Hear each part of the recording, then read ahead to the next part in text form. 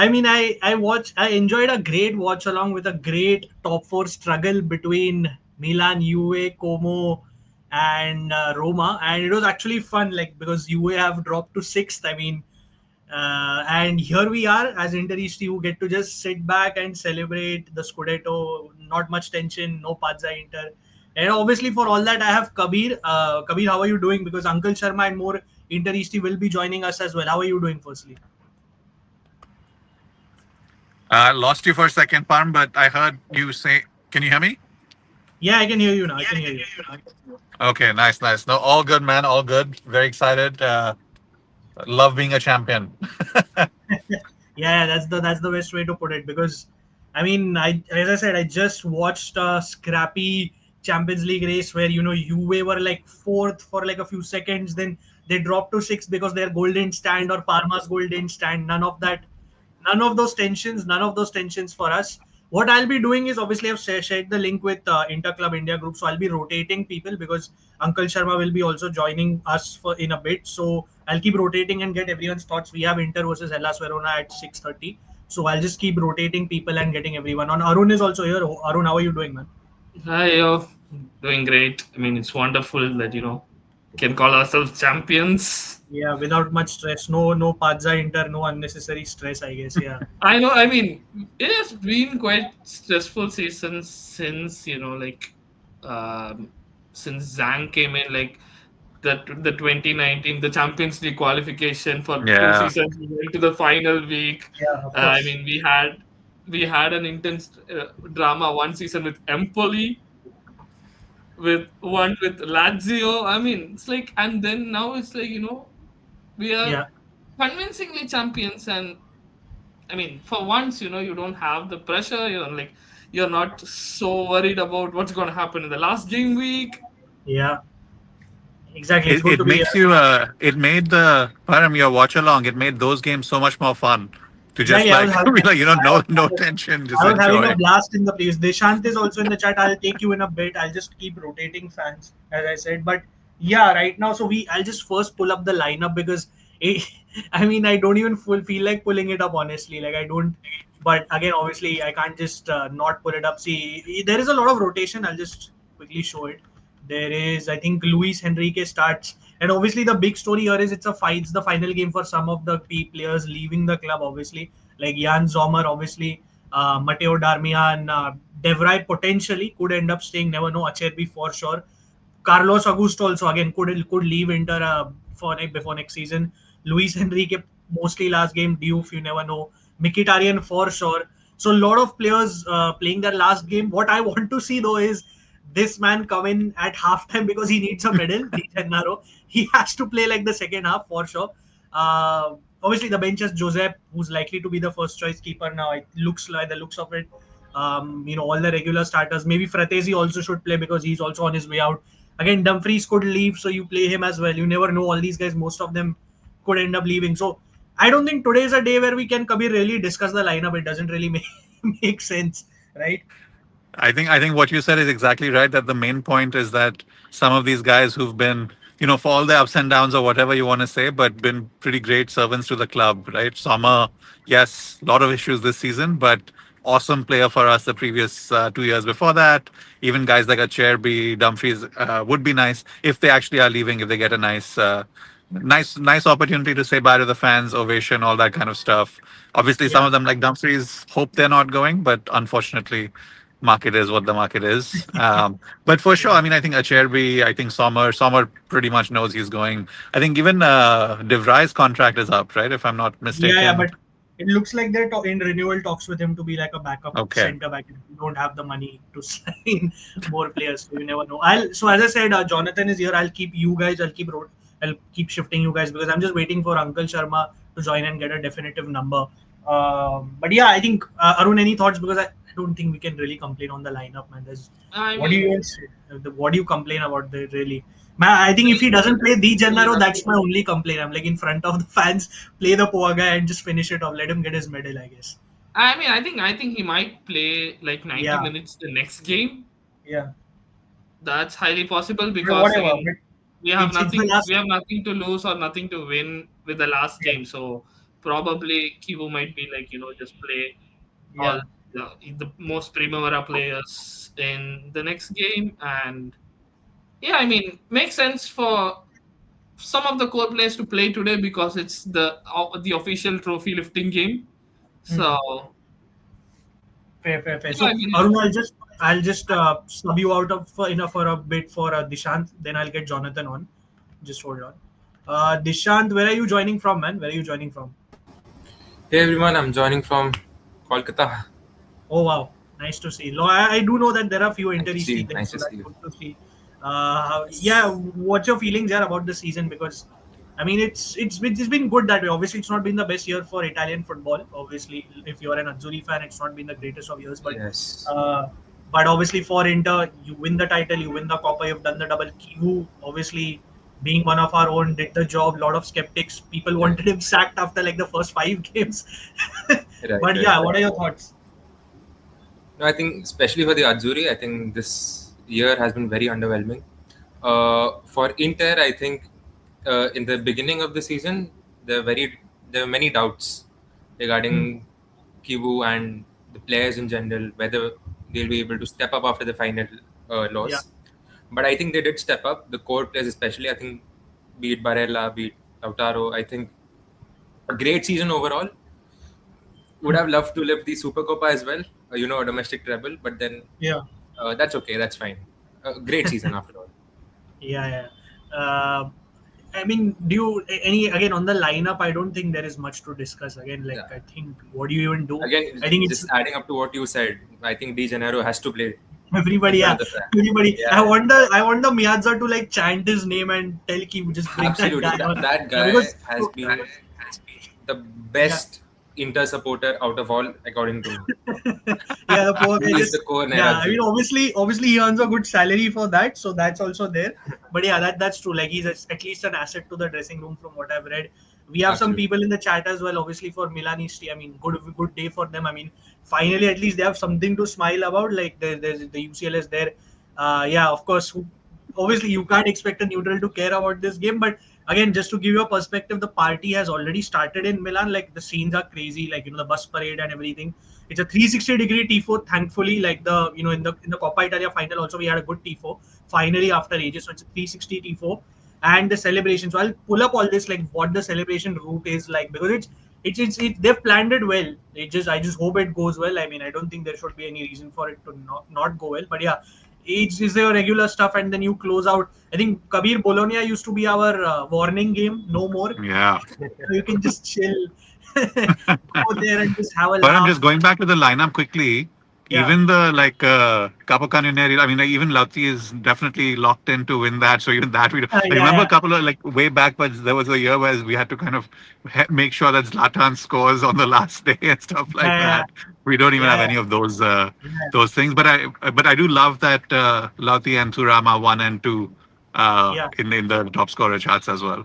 Awesome Yeah, season, yeah, man. that's great. I'm pretty sure Thuram will come on. I'm pretty sure Thuram will come on. Yeah, yeah, Uh, yeah. yeah, I think I'll just pull up some of the pictures from the scenes But at the if you want to pull in Jonathan, I might just drop. I'm Yeah, yeah, actually sure. driving. I've I'll just pull. stopped for a second. Sure, sure. Yeah. I'll pull in Jonathan in a second. I'll Cool, cool. pull in.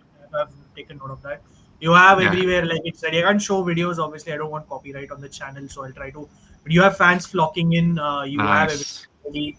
Obviously, I wanted to show this post. So this is so post the match. Also, you can watch the celebrations on Inter's YouTube channel, like or the website. So it's all there. So you won't miss a second. You don't have to rely on DAZN or any illegal stream. Just have to go to the live section on Inter's YouTube channel, and this is the route.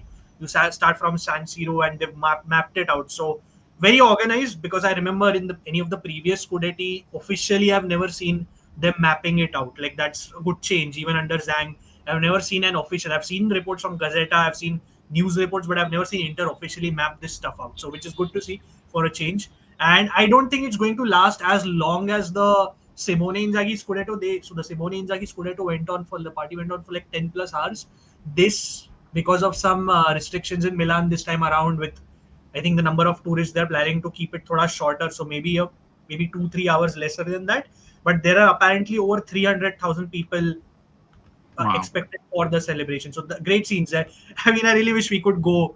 Yeah, please do वो कर ले भाई तू RS, वो एक अच्छी चीज है. Like we need that, we need people links to be shared, because I can't say anything, I can't share these links on the stream, otherwise the channel will get taken down. So yeah, I'll just sub in Jonathan Kabir, so that you can just take us break for like a minute or two, Cool, if cool. that's fine.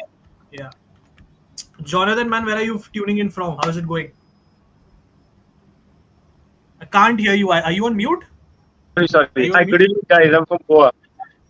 Oh yeah, from Goa. Great place What's up, to, man? I think, celebrate the Scudetto also by default. I think Goa is a great place to What's up, celebrate. Ocean Azzurri? Yeah, As yeah. always. Just so brief thoughts on the season, man. Any thoughts on the season? So I Because would say, yeah, sorry. So I would say it was kind of a bittersweet season. I mean, though we ended up winning the double, but then we lost our big games. Especially, I would just want to reiterate, we lost our games to Milan. Maybe we drew against Juve. I mean, if we could have won those games properly, that would have been the cherry on the cake, I suppose. fair. Yeah, I mean, yeah, I think that's one downside. We did beat UA in UA fashion, I would say. That's it. That's it. But but yeah, no, I completely get that. That has to change next season, and obviously, when it comes to that, we need Oaktree to back Kivu and spend accordingly. Obviously, they're a hedge fund, then they're not going to spend a lot. It is what it is. Look, see, there are mixed reports that they will allow us to sign experienced players, so that's a big change. I think that's a big True, positive, true. because there is this name coming out that yes, we are seeing names like Muharemovic and Omar Sole as the centre back signing, but apparently there is an unleaked name of an experienced defender and like a good quality. So I want to know who that is. Remains to be seen. That's All that is Aramola Lukman. That's Aramola defender, Lukman. defender. वो Luckmann तो गया, वो तो भूल ही जाओ मतलब. But yeah, I hope nothing like that happens this time. no, That we see, was we as long as we balance out the squad with experience and youth, I'm You, fine with it. You don't exactly. need right, too right. many old players. Like the lead up to the Champions League final, we got burnt out 2 seasons ago. So you don't want that. And again, look, we have some good young players like Petar Suchis. He's fantastic. Like people, like he's one of the best talents in the world. So you have to aim for players like that. You can't look. I was very patient with Luis Enrique, but it's a mentality issue with him. He's not a. I don't think he's Right. a bad player, but he's mentally doesn't have the capacity. So you can't end up. So if you want to tune into the match, the broadcast has begun, and the T4, it's a 3-0. Wow, that's a fantastic T4. Yeah, they've done a great job. Yeah, this is brilliant. I feel that a player that we can invest into and should hold on is our Pio Esposito. That guy has a lot of Of potential course, going on. he's staying. Don't worry about it. He's staying for now. Unless something goes He's staying. drastically wrong, he's staying. I was pretty much relieved when Barcelona dropped off their interest in our captain, our former captain, sorry, Ranocchia. Sorry, Ranocchia. sorry, not Ranocchia, my bad. Bastoni. I was like, where did Ranocchia come from? You too. No, see, No, again, no. I would still not rule that situation out, but yeah, more than dropping interest, it's clear that they can't really afford him. That's the thing. Inter is not going to back down from the valuation of 70 True million that, or true that. 60 million, because they need to I think invest in Bastoni more has than one. also had a change in heart, so he won't. Yeah, True, true. I personally feel like when a news report drops, it's not like the player suddenly. I'm pretty sure he's considering it. If tomorrow Barcelona were to put 60 million on the table out of nowhere, I'm pretty sure they'll sit to talk, and even Bastoni will, ignite his interest. So you can't rule these things Right. out 100%. But yes, I can see his desire to stay a bit more than ever. So let's see. We'll see all that stuff for next season. Again, you guys can tune into the broadcast has begun, and we have the man. We have Uncle Sharma joining in. What's up, bro? Can you hear me? Yes, I can hear you. 1 second. Let me just check. I'm What's coming up, out of the Shams? correct mic. Oh, Yeah, sure. it's an honor to see Uncle Sharma live. Just Yeah, What's up, following guys? Yeah, what's up? How are you, man? Wait, is I'm that Peony. the third kid, or is that No, that's the retro one. I don't know which oh season yeah, it is. I think it was 92, 93, something like that. This Yeah, jersey has yeah. been on my radar, man. So I've been trying to get it. But classic jersey. How are you doing, man? How's everything? Did you catch the top four mess earlier? Oh yes, what a hate watch, man. Beautiful, beautiful. I was tuned into that Fiorentina Juve match. That was my focus. The Juve missing out on top four. If they miss out on top four, guys, that's the treble. That's the treble right there. That was no. So we were doing a watch along for that, and the hilarious part was, if you were hate watching UA, that is, they were fourth, not because of their own doing, because Como was drawing points to Parma. Then Parma's Yeah. goal got cancelled, so they went back down to sixth, and then Milan started winning. So it's like they were juggling between fifth and sixth. Yeah. Bro, it was hilarious. But yeah, bro, like, what are your thoughts on the season, man? Like, obviously there's a lot to talk about that way, and I'm sure obviously I saw your keep sell edition of Inter as well. There's a lot to plan, there's a lot to come, but generally, what are your thoughts on the season? Are you satisfied? Are you happy, or is there some bitterness with the Champions League run? What's your take? No, no, I don't care about the Champions League, man. I like those guys that still talking about Bodo Glimt. I just don't understand it, honestly. Like, we've won a double. We haven't won a double since 2010. Like, what else do you want? What do you want, man? Like, this is at least an 8 out of 10, 9 out of 10 season for me, because after everything, I mean, Param, we were here last season as well. We were previewing the Champions League final together. After all that, don't bring that forbidden word today. Don't bring it up, man. Yeah. Hey, sorry, I but- predicted Inzaghi leaving though. That's one thing I got Yeah, right that on was that correct. I predicted a loss as well, so both of us were right technically. But yeah, sorry, go ahead, man. Yeah, no, no. After everything happened last year, the ending of last season, any title this season, I would have been happy with it going into the season with Kivu. So winning it so comfortably, Yeah, and I know it was like last few weeks, maybe it started to get a bit. The people were moaning about the style, and it was Yeah. getting a bit, stale. And then things happened with Italy, the national team. Then that kind of seemed to affect Yeah. people's judgment of the season. But it's not. yeah, Right. I don't think it makes any difference. To me, it's been a fantastic season. So many standout performers like Zielinski, Di Marco, Lautaro, like playing their best football. I think some of the players play some of their, I think, best football they've played at Inter. The new players coming in, having interconnection in there with Pio, Di Marco, Barella, Bastoni. Like, I think this is the most Interista team I've seen. yeah. Exactly. And I think that's why when I remember during the season when someone like a Barella was having a bad, obviously he had quite a, for the large part he wasn't good. But you could see, I guess there is something personal ongoing with his celebrations and all. You can pretty much make it out. But even Bastoni, you need these kind of players. I know people call for their sale here and there. I know people have asked for a DeMarco sale in the past, but I think you need these players that identify with the club. Otherwise, you can see what's happening at a Juve or a Milan. Like after Tonali left, Milan don't really have that kind of a player. I'm not saying he was the only reason, but like you can see the difference. There's no real player over that, right? That really sings out AC Milan or a hardcore Rossonero, at least to me. But yeah, like I mean, again, like if I talk about stuff like player of the season, which I'll come to the other panelists as well. What do you think? Like Dimarco or Lautaro? I don't know. It's tough for me. Like I personally lean a bit more towards Lautaro. I don't know why that is. Maybe because his presence really makes a lot of difference on the field. But what do you think? Yeah, no, I can understand arguments for both either way, because if you take like the meaning of the word most valuable player, I feel like that would be Lautaro because he was the most valuable, the most key, most important player. But then consistency throughout the season for me, all the goals and assists Di Marco has had this season, it's undeniable. Yeah.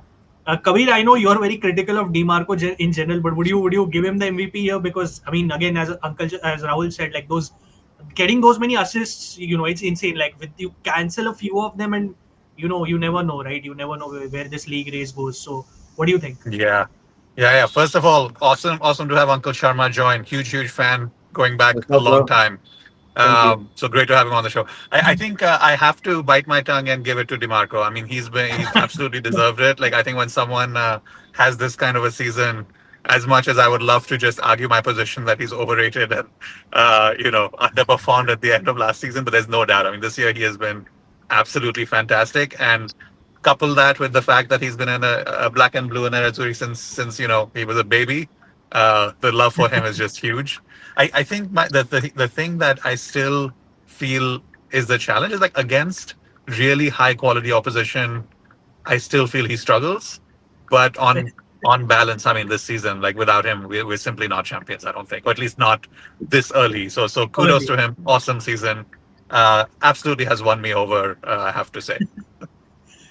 Just going around the panel a bit, I'm seeing more people joining, so I'll just substitute some people out at here and there. But Arun, just quickly again, DeMarco or Lautaro?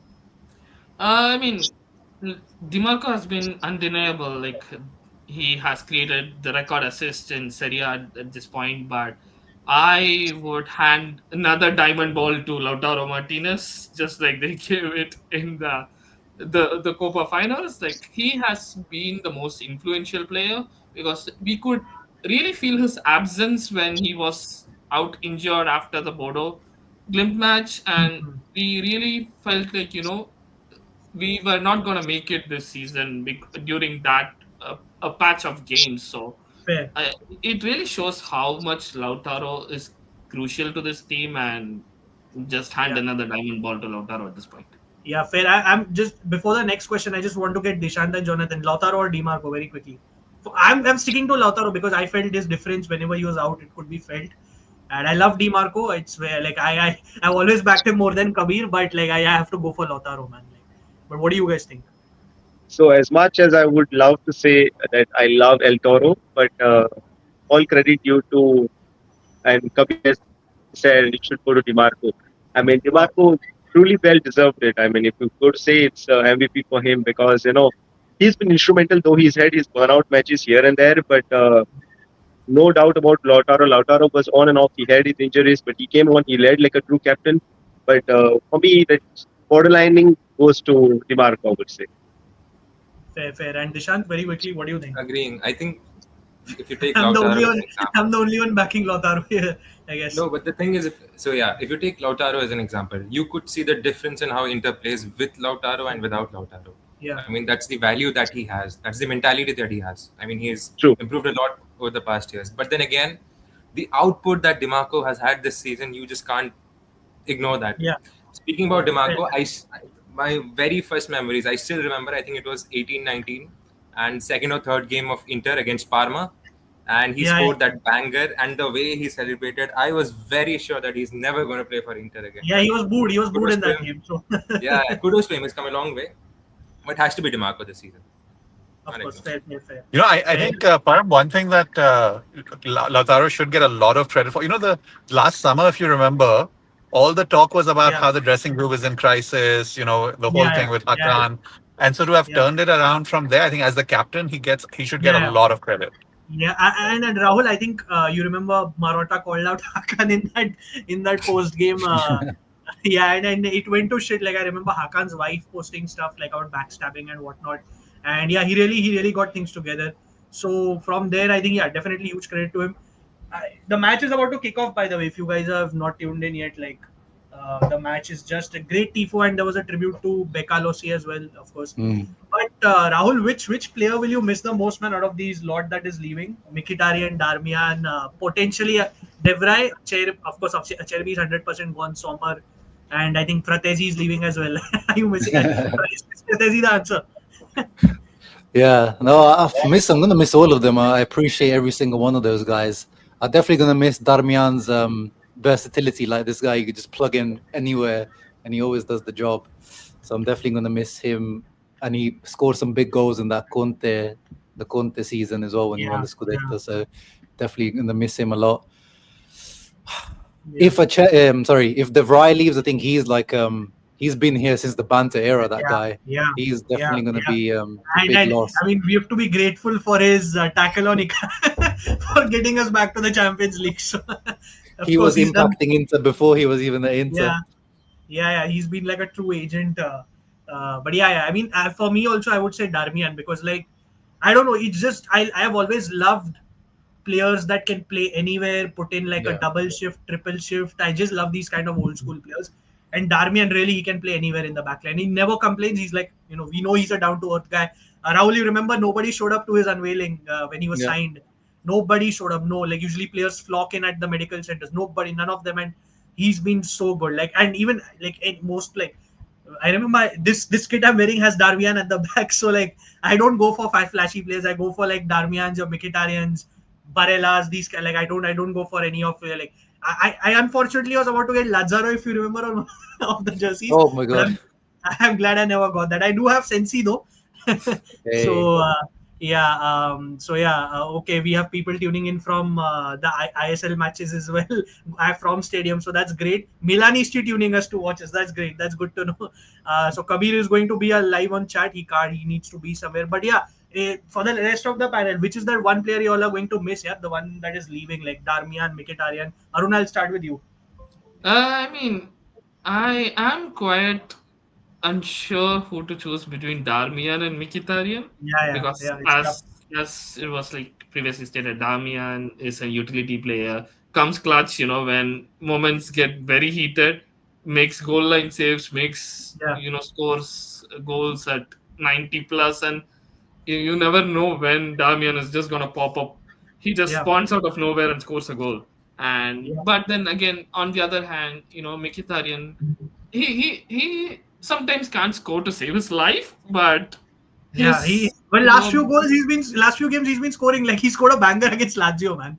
Like what the hell? He did. I mean, I'm glad that he scored it against Lazio of all the clubs, but yeah, but then the fact that he covers a lot of ground, he keeps the tempo slow when Inter needs it, and that's kind of something very crucial that some of our players are not able to do it.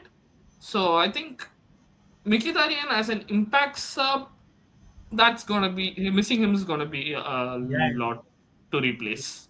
Yeah, we are going to lose a lot of experience. By the way, obviously, if you have not subscribed to Uncle Sharma, just yet you have to. I mean, he obviously has an inter-specific channel, but he's also an Azzurri fan and covers Calcio. And I'm sure from as I said, from an Azzurri perspective, not the greatest of times. And I can tell you, bro, like it's been a challenge for us here in India to cover because you already know not many people watch Italian football, and the broadcaster. So where we watch officially, right, DAZN, you guess how much they charge per month? Just it's more expensive than Netflix, by the way. Like It's like 799 rupees, by the way. So like that's like 800 essentially. So that's like I would say 200 bucks more than Netflix, by the way, or something like that. So yeah, it's oh, crazy. Yeah, so it's insane. So just for Serie A, or is that include yeah, other only things? for Serie A, only for Serie A. Oh wow. Yeah, so that's what it's only for 1 month. So like so like people can't watch Serie A even if they want to. Like you have to rely on third party streams. That's what we do. So yeah, it's a struggle. So imagine Italy not qualifying. You already have to somehow keep the conversation going about Italy winning the World Cup. How it's a struggle, man. It's a struggle. At least over in the UK, you have Serie A presence, a strong Serie A presence there. But yeah, Yeah. I just want to, just what are your before I come to the rest of the panel with the same question? What are your predictions for the game? I would be surprised if we like lose as well. Like I don't know. What do you think, Rahul? Are you predicting a loss over here? Nah, I think we're gonna win like 3-1. It's gonna be one of those. Like I saw Carlos Augusto shooting from like 30 yards out. Yeah. Like they're just shooting from everywhere. Yeah. The funny thing is like it's against Hellas, so I like many people know that I hate this club. Like I hate it proper as much as you. Okay, like and it's just like a proper icing on the cake for me that we'll be lifting the Scudetto against them. They got relegated, and because it's also you remember it's their lawyer, that fan lawyer who filed a complaint against from that for that Achoni incident. So I absolutely hate this club. So I'm so happy that we're lifting the trophy against them. They've been relegated, and yeah, it's just hilarious, man. Awful team. And Gagliardini's playing for them. Yeah, of course, our legend Gagliardini is playing there. Is he starting? I didn't even check if he's starting. He's he starting. playing? I just seen him. Okay, of course. So he gets to celebrate the school. I'm pretty sure that clown is going to join us in the celebrations, man. I'm 100% convinced. But Dishan and Jonathan, what do you guys think? Like, which one of the veterans are you with? I swear, I don't want you guys to say Luis Enrique is one you guys will miss because if he gets sold. I want to hear a proper answer, man. Dishan, you can go first. I mean, has to be Mati Dams, right? He got crucial goals for us under Conte, very vital for our Scudetto under Conte. And that man played everywhere, be it right wing back, left wing back, right centre back, left centre back. I also remember when we had this whole scene with Skriniar, and he stepped up in the right centre back spot, and he's very good in the finals as well. Very humble, no complaints at all. Has to be him, right? Because of his versatility and workload. Has to be. Yeah. And Jonathan, would you agree with the rest of the panel? Because I think I pretty much agree with what everyone has said. Like this is a guy who put the club over everything else, even himself. In many cases, no complaints whatsoever. And honestly, I can only count like a handful of games where he was like bad, like really bad. Because otherwise, it was always a 6 on 7, 6 on 10, 7 on 10, stuff like that. So, what do you think? For me personally, I would I would miss our veteran, no matter how many people hated him. But even I personally hated him for his performances during a few matches. That would be Francesco Acerbi. Man's a legend, yeah. I mean, I cannot forget the goal against Barca. That was something Yeah, special. That meant the world to him. Honestly, that actually brought tears to my eyes. That match, yeah. And that was yeah, crazy. That was absolutely crazy. And for whatever it's worth, I mean, that man's given his blood and sweat to Inter. So no matter what, man, I mean, I respect him. He's a cancer survivor. I mean, hats off to him. yeah. And lovely player, lovely player. Yeah, and I think Rahul, it's fair to say that we will be losing like a lot of this, like as Jonathan said, like this know-how within the team. Depends, of course, it depends on who we replace these guys with at the end of the day. But like this know-how, this like kind of this witty knowledge on the pitch on how to draw fouls or in the Italian context of things, because someone like an Acerbi knows how to handle these players week in week out, as Jonathan said. So definitely a big loss, and the planning has to be spot on, right? Like, I mean, you can't get anything wrong, like because everybody else, like you're hearing links of Juve potentially getting someone like a Bernardo Silva, whatnot. Yeah, sure, they're not doing great themselves, and they could miss out on the Champions League, whatever. But surely there no room for error, no room for a second Luis Enrique, no room for a Diouf type signing, even though Diouf could still kind of proving his worth here and there. Yeah, like the thing with the Cherby, like you said, is that I wish we could clone these guys, Cherby and Duvall. Yeah, and just reduce their age like Yeah, some yeah. cheat code. add add 10 plus pace or something like that, Yeah. acceleration, and Oh, then a Cherby with pace. Yeah, that's over, wow, bro. That's that's the best. That's the GOAT defender right there. yeah, Yeah, we've got all the targets that we're linked to. Like I like a lot of them, yeah, but I just don't get the. I think it's just most modern defenders are just yeah, no yeah, one is like really good at defending anymore. Everyone's like very good on the ball. Everyone that we're yeah, linked with, like Hila, Muharemovic, Sole, like yeah. I like them all, and I'd be happy if we sign them, any of them. But do I feel like they're really gonna be the leaders of the center back Yeah, position? exactly, That's the thing. exactly. I agree with you. Like you need, I think as we've seen, been reading the news that Oak Tree have apparently agreed to this compromise of veterans plus youth, which remains to be seen. I don't trust those guys like Yeah. Catherine Ralph and Alejandro Cano. Are they even there at the stadium today though? Like I didn't see any picture of them. Are those guys there?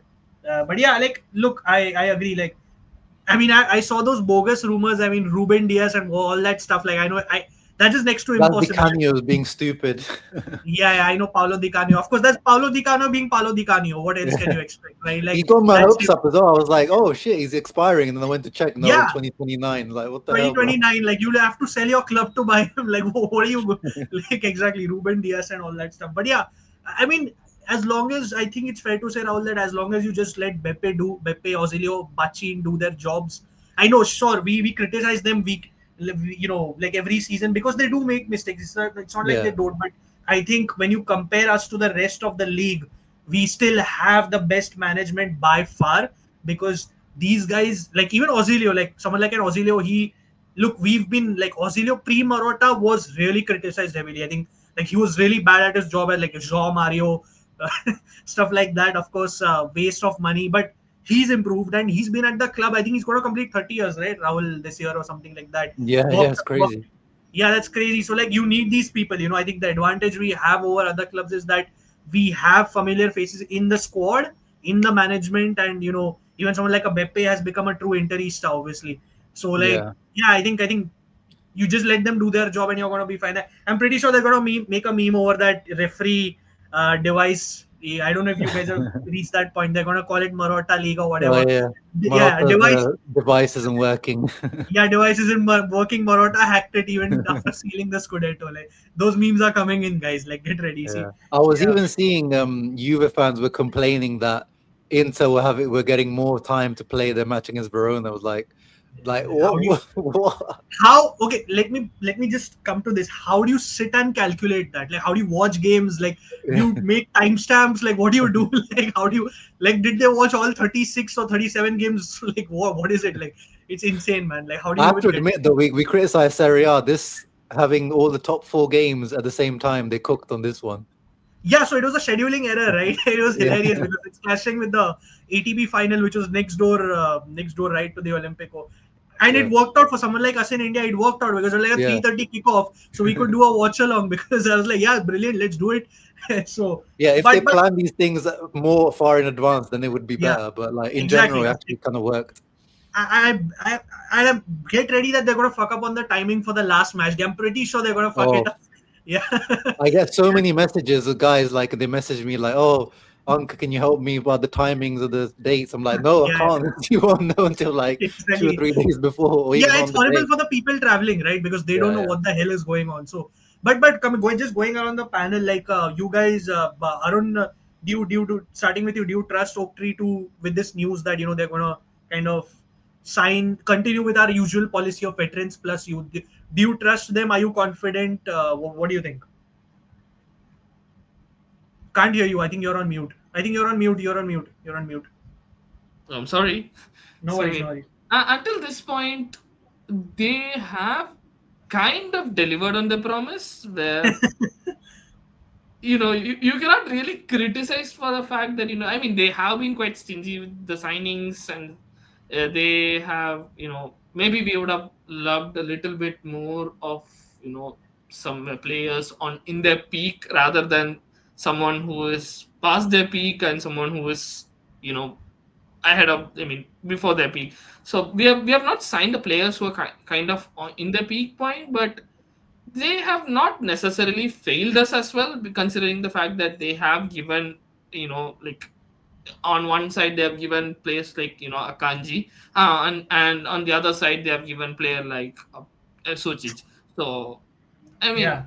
I think the best thing we could do is trust the process that Oaktree is famous gonna do. famous last words every Arsenal fan says. So you better not, you better not bring that in for Inter, man. Trust the process. But no, no. But all that aside, like stuff like Rahul, stuff like the under 23 team. Sure, it's not been. I saw your video on it, and it's not been the great. It was a first season, so I think you can cut them a lot of slack, I guess, in that sense. But obviously, you wanted to maybe at least see one youngster kind of being in that position to kind of say that what, I can break into the main team or make a case. Maybe sure you can look at like a Matteo Cocchi, but then is he ready or is he it's very doubtful, right? So you wanted at least one player ready maybe at the end of the season. And sure, I think there's news, Rahul, of them investing more on training facilities, expanding the getting more pitches and making it as modern as possible. So all those things are there. But Dishant and Jonathan, just for you guys to weigh in.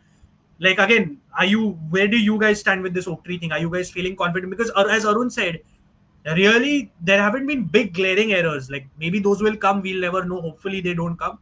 But there haven't been glaring errors apart from like a signing of a Luis Enrique or I don't want to say Diouf is an error really just yet. So yeah,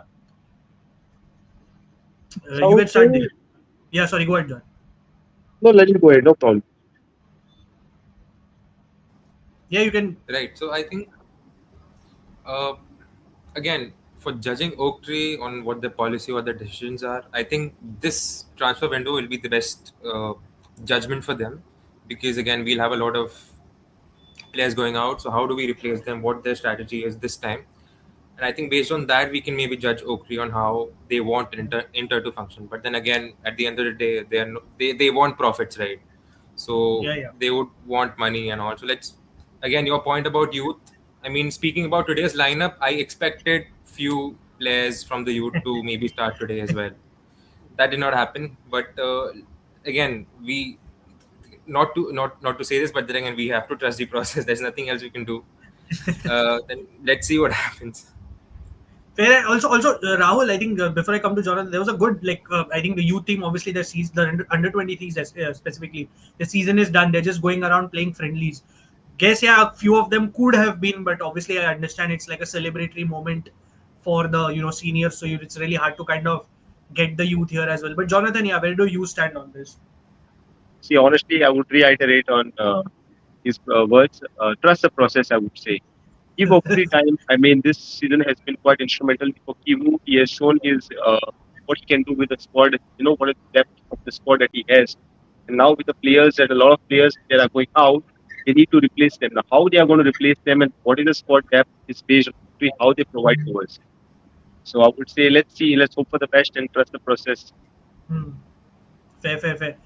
So far, I mean, what have you made of the game, Rahul? Like, it just feels like, of course, holiday celebratory mode. Like, it doesn't, of course, for the right reasons. But yeah, it doesn't feel. Yeah, no, not been any chances created until now. Both teams. Well, actually, Hellas Verona looked more threatening, actually, Yeah, slightly. of course, Gagliardini scoring and then yeah, joins the celebration. But did you have any plans to go to Milan for this one beforehand? No, just there's just too much going on in Yeah, personal life. But I I thought this was. season I was gonna make up my weight, but yeah, it's Yeah, again not worked out the timing yeah. wise. Same. I was planning as well, but unfortunately, too much work can't really help it. But yeah, like I want to start with since we spoke of transfers, Rahul. I'll come back to you. I think one of the biggest talking points is the is the fucking goalkeeping situation, man. Fucking awful. Kabir is back. Kabir, I'll just go back to you with one question. Come back to Rahul. He was just asking everyone around a few things. I think he's he's crashed out again. So I'll come back to Rahul. But what do you think, Rahul? Like Joseph Martinez, they're saying his chances have gone up. I mean, for me, by now it should be 100%. I just can't fathom Vicario, man. Like I just can't imagine spending 20 million and actually That's getting him. Yeah, what do you think, Rahul? Like it Yeah, has to. yeah. Like the Vicario is, if he was cheap, then I would be like, okay, Yeah, then I yeah, would understand. But yeah, 20 million, and he's probably gonna have Premier League type wages, so he's not gonna be yeah, cheap. So I don't really get that. Yeah, I think Jose Martinez has showed now he's been given a chance. He should have been given more chances, but yeah, yeah, apparently, there's been reasons for that, yeah, whatever they are. yeah, So at least he's shown that we have someone in there that we can save. Like, it's not our money as a yeah. fan, but we know that it's best to save that money to be used elsewhere. Absolutely. So yeah, I would just try to get. I would like to bring Filip Stankovic back as the number 2 with Martinez, but then Yeah, yeah. I would prefer a more experienced option. If it Experienced. was like, if we signed an experienced goalkeeper, then I would have brought So just Stankovic. just before you resume, they're saying Provedel as the number two. Like a lot of Yeah, these. someone like that. But are you sure? Like which I think profile wise and as a number two, I really don't mind. But he's had a real horrible injury this season. Like it was a real bad one. So I Yeah. wonder like if he's going to show that same quality even for a number two. So would you be Mm. like? Would you be like if let's say if since he's injured for a while and he's I don't know when he exactly returns. I'm pretty sure he returns before the season. But would you have someone like a Provedel or would you keep Sommer as a number two rather? No, I think we need to cut clean with Sommer. Zoma. Yeah, fair. Yeah. too many assists for opposing teams, I guess. Like too many Yeah. parries into the path of opposing attackers. But yeah, Provedel is really good with his reflexes. I wouldn't mind him. I just hope Yeah. he isn't suffered too much from that injury and he's back on track or at least. Any of these types of goalkeepers, like, even when we had Aldero, I know he Oh my wasn't god! great. I don't like that. No, I'm saying, but like, it doesn't bother me too much when you don't have like a high level number 2. Do you know what I mean? Fair, Like, fair, I don't feel like we need to have a number 2 that's competing for the number 1. fair. Like, I'm okay with having that for 1 year. Like, it's just someone Yeah. loan in. If you can't find anyone, just loan in. I don't know, if Lecce get relegated, you get Falcone from, like, you know what I mean? Just like anyone, any random guy that's just number 1 goalkeeper. Listen. I wouldn't want any one of Di Francesco's cursed players. I Oh hate god, the guy. guy. I absolutely hate the guy, man. I don't want his curse at Inter. So, but no, all that aside, yeah, I kind of agree with you because I was on the Filip Stankovic train. But then you're right. You do need some experience, right? Like even in goal, like you need like a commanding. And I love Philip, man. Like ever since that kid has come back from his injury, Rahul, he's been fantastic for Yeah. Valencia. Even if you take the whole season into account, he's been like top 3 players, Yeah. if not top 2, and he's so good with this. He's really good. Like I personally wish we had some sort of buyback on the kid, man. Like I really wish maybe like we had Yeah, an. I mean, we have the 50% on him, so I think we should just take back control. Oh, what a save for Zoma. Yeah, we should. Yeah, I agree with you. Maybe we buy him back and then do an Alexander Stankovic kind of thing. Yeah, And exactly. just maybe send him to Belgium or Netherlands or Bundesliga, wherever. I don't know. But yeah, he's so good. Like I really wish there was way to like kind of instantly have more control on Philip. But yeah, I think I agree with you. Like I think Rahul, as you said, like there have been various rumors with Joseph. Like obviously after that accident, nobody, no normal human being is going to be the same. But there were Yeah. rumors like Spinelli, our goalkeeping coach, wasn't a fan of his. or there was rumors like his attitude is a bit questionable, which personally I have not seen. Like he really looks sharp and up for it. So again, rumors. So for me, he's like the number one. Like his reflexes, how he just comes out of his box, unlike Sommer, he can. Yeah, sure. Against Lazio, which game was it? Lazio, right? Where he missed that parry completely, but one off. I guess that was a one-off. So where do you guys stand? Like, do you agree with Rahul? Like, it should be like Josep plus someone like a Provedel, or do you guys are like have a completely different idea of the goalkeeping situation? Starting with you, Arun. I mean, I would like to take a different stand than Okay, Rahul fair. in this because, as I mean, we don't need like a very high quality second keeper. I Fair, mean, fair. we have Joseph Martinez for Hmm. as the first keeper. We could Hmm. easily get Philip as a second, and as for the Hmm. third, you could go for someone like how Degener Manchester. was staying, bro. Like, don't. Like, there's no point. He's staying. He's going to extend his contract. Like, he has the best job in the world. Like, Let Yeah. the ultimate Nerazzurri stay in Inter. and Yes. again, we've been saying Rahul before you joined. I want to see him get subbed in for the next 45. He Yeah, needs his definitely. medal. Like, he Yes. needs his medal. Yeah. Sorry, Arun. Go ahead. I mean, as for the third keeper, I understand we have Gennaro, but I would still go for someone like how Manchester City or Chelsea had, like Hmm. the Willy Caballero type who can actually step in if needed, and he has the experience and he is a crucial piece to the Wow, the interesting. team. And Hmm. so I feel we could get someone who's a lot more experienced as the third keeper, so that he brings in his 2 cents to the team and to the Fair, squad. fair, fair. What do you think, Nishan? Honestly, I don't really care about the goalkeeping. I just want Nico Paz in my team. Put the funds there. That's forget it, bro. Like, forget it. Now, but I think a bit of experience would help because speaking of Joseph, I think he's gotten very limited chances this season because of obvious reasons. He did deliver with all the chances he got, but then again, can he do it every game, game in, game out? We have to see that. So a bit of experience as your second keeper would work fine, Fair. I think. Yeah, I think Provedel, Joseph Martinez does not sound too bad. But Yeah. Rahul, like, sorry, who was you were saying something, Rahul? So, like with this Nico Pass thing, do you? I mean, I personally think there's no point of like I don't want a repeat of the Lukman situation, man. Like where we just waste time, like and we forget other targets, and yeah, we then essentially leave a gap in the team. Where do you stand? Do you like because again, let me tie it in with the second part of the question because there are Pasquale Guaro, obviously like, obviously a top tier source for Inter, but very controversial within the fan base as well. Of course, he's saying that Alexander Stankovic, there's an offer. Inter has an offer of 40 million from the Premier League for him, and I am against the idea of selling him. Like I'm completely against that, even if it means you can get Nico Paz. I'm completely against it because see there are two sides of the coin, right? Like you can get a Nico Paz, you can alternate with between a 3-4-2-1. You have a more creative player between the lines, whereas Alexander Stankovic isn't that kind of creative player, but he's your kind of 6+8 hybrid who can basically score long range goals, which he's been doing for Club Brugge. He's been fantastic in the Champions League, in the Belgian Pro League as well.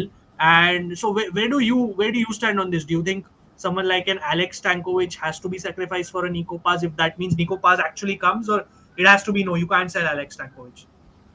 I think if it's Nico Paz on the line, then I do stumble. But I don't think he is. I don't think like you said, I don't think he's is worth even talking about because I think he's gonna at least try the Real Madrid thing. I think they're gonna bring him Yeah, back, even though they're super stacked in that position. I don't even know what they're yeah, gonna do with him. I yeah. think that he needs to make that mistake, and then next year we can go to Ah, Real Madrid and be like, you've played some Kivu type of games here. Very found out the medical team mole yeah, the other day, I guess. 4D chess. We gotta play some Yeah, 4D chess with the Perez. well, Yeah, yeah. I want Nico Paz to probably get into a fight with someone. Like he probably yeah, jumps into a fight with Valverde and Chouameni. But no, yeah. Like so you're for Alexander Stankovic staying. Like is what I'm yeah, gathering. yeah. But if Nico Paz was actually available, though, I would. But I don't really understand the link between the two. Yeah, Because you wouldn't, because you only just, because we're buying back Alexander Stankovic, yeah. you don't even, his value wouldn't be amortized. I know you would still make Yeah. like 20 million potentially capital Yeah. gain, but it doesn't even make sense to do that straight away. So Yeah. they would try to at least keep him for 1 year, I think, to like amortize his value a little bit more regardless. And I think his value would remain still, Yeah. even if he doesn't have a great year, I think he'll still Yeah. remain a 30-40 million player. So yeah, less again, I guess in summary, I would keep him. Yeah. Even I agree with you. I don't like get the links entirely because obviously they're like two different players, and Stankovic would like in theory would suit a 3-5-2 in that sense because again he's like this hybrid and he loves to play deep. He obviously you can see him getting molded by Hakan, learning a lot from Hakan. But for me, you know what? I just don't see this Nico Pass dream feasible like the coming season. And as you said, if Nico Pass were to come like a season after, then it just feels like a waste for you to sell Alexander Stankovic even to fund like the rest of the market. I just personally don't see the point of it because as you said, for me, it's like scoring a sensational own goal. You have two buybacks on the kid. As you said, there's no, amortization and all that. So you're essentially then, financially, it's a very feasible deal overall, or if you really calculate the figures. So I personally don't see the point. You have I think he can give good rest for Hakan as well if he's used in that role, obviously. Yeah, Yeah, and again, as you said earlier, Interista through and through, he's spoken about how he would like to return already. You know, yeah, I just feel it would be a sensational own goal to kind of just give him up and then chase a player who's, you would repeat a Lukman's case for me 10 times worse because you would have actually sold a good quality talent. And look, the logic is simple. There are Premier League clubs chasing this guy. Even from Bundesliga, he has interest. I think, if I'm not wrong, Dortmund is specifically very interested in the kid. So I don't think you let go of a talent like that. This is yeah, one talent from your in-house setup that has actually managed to make it big, performing in the Champions League. As I said, there is no lack of any data. There is no lack of any eye test. It is a no-brain. He will count as a homegrown player, right? If I'm not wrong, Rahul. yeah. So then And again, that I think the only reason, like whilst you're talking now, it would be if Kivu said we are going to change the formation to 3-4-2-1, yeah, then you only have yeah, the two center midfielders. Then yeah. you like need to reduce the number of center midfielders that you have. Yeah, but then anyways, we're losing some of them, right? Like we're losing a Fratesi, we're losing a Mickey, Yeah, and true. Diouf gets converted to right wing back. So that's another one gone. So yeah, I mean, I can't. Arun, do you agree? Like, for me, it's a big no. Like, I'm like, screw Nico Paz. I don't want him. We'll find some cheaper alternative. Like, I don't want Nico Paz if it means losing Alexander Stankovic. I mean, as you said, like it doesn't make sense to lose Stankovic over Nico Pass because the first thing is Como are not gonna sell Nico Pass for cheap to I Inter. mean, he's going back to Real Madrid firstly, so you have to deal Going with back to Real Madrid. Madrid. So yeah, Yeah, the first thing they like, and moreover, even if let's say if he's not going to Real Madrid and if he's trying to move to Inter, Como are not gonna sell him for cheap. But Real Madrid have that cheap option. He's just gonna cost 8 million or 9 million euros for Real Madrid to just buy him back. And even if you're gonna deal with Real Madrid, they're gonna ask for 50, 60 million at this point because of the kind of season he has had. of course, they're Uh, looking at we're already looking at a base figure of 50 million, man, which is insane. We can't really spend that on one player, bro. Like it's just madness. Absolutely. And Stankovic has, as you said, Stankovic is a proven commodity in the UCL. He has proven Yeah. himself that the quality and the kind of goals he can score. So I don't believe in sacrificing Stankovic for Nico Pass. If there is someone from Como I would rather sign to play that attacking Nico Pass role would be Baturina. Yeah. And I mean, it's a Baturina far-fetched dream, but yeah, of course, I would take Baturina any like right now. Baturina has been in all metrics better than Nico Pass. It's just that Baturina has not scored the number of goals Nico Pass has, but in all other metrics, in terms of progressive passes, in terms of defensive contribution, Baturina has been far greater than Nico Pass. It's just that just because he doesn't score goals, he does not get the same traction as Nico Pass does. So I mean, if you want someone to play that attacking role, I would rather go for Baturina rather than Nico Passes. And Rahul, like again, Baturina played with Sucic. Of course, I mean, they've been obviously at Dinamo Zagreb, especially at the time when they were together. They're really highly rated. I mean, again, Baturina kind of bloomed in a bit late at Como also because Cesc didn't play him enough. But right now, actually, as Arun said, he's been the one kind of dragging Como through this for largely at least, obviously because Nico Paz is injured as well, he's been kind of contributing here and there with the assist. I mean, I think if I'm not wrong, Rahul, they did report that we had interest in Patorina as well at a point, but obviously we didn't really chase that. But yeah, I mean that's not a bad shot, Arun. Dishan, do you? You already said you're on the Nico Pass train, but like sacrificing Alexander Stankovic, like Nah, nah, for nah, Nico nah. Won't, Pass. won't do that. Won't do that. I would want both of them to be in the same team, but that's not going to happen. I mean, that would be the But dream, but I that, mean, that for that you yeah. need like, yeah. No, no, no. But I think if you take Pio as an example, he had a fantastic season. So we need to give yeah, chances to our youth more and more. And I think Stankovic can deliver. He's reached there. And fair, given fair, the fair. injury history that Hakan has had this season, I think he'll get a lot of chances. Yeah, I mean, we are watching the game Sommer stand, but like honestly, it's like it's really holiday celebratory mood, man. Like I'm seeing a few chances. Lautaro just had one, and that's gone for a corner. So, yeah, I mean, it's been very. It's not. I mean, understandably, so it's not really. It's not something you'll write home about because it's all really about celebrating today. And yeah, I mean, all of us are really happy UA lost because, of course, they could potentially miss out on the Champions League. And Rahul, like when people complain about the decisions our management makes, and obviously rightly so in some occasions, but when you see some of the other decisions that these clubs make, like a UA, Milan, and this is just on an objective level, I'm comparing. Openda for 44 million. I mean, how do you even do that, right? Like, I'm just glad things like these don't happen at our club. Like, Well, we were linked. I was like, please, We no. were, we no, were no, linked. no, no. I know many people because people, like, if you've watched him, he's been on a decline. Like, he's been on a decline for the last few years and physically, especially. Like, I was just like, what do you make of that, man? Like, 44 million in a se- in the se- in this era of the Serie A on one player, bro. Like, I just can't fathom it. Like, beat UA, beat okay, only Como I can really understand if they were to do it. But what do you make of that, man? Yeah, I mean, I made a video on it the other day. I feel Yeah, like that's one of the big differences that Inter have over the other teams is this stability at the top. Whereas with Juve, at the beginning of the season, they had Comolli came in as the CEO or director, but then no one knew actually who was the sporting director, who was picking the players. Definitely Hmm. wasn't Tudor. So then now they've got a sporting director, I think, from Yeah, Genoa, the guy from Genoa.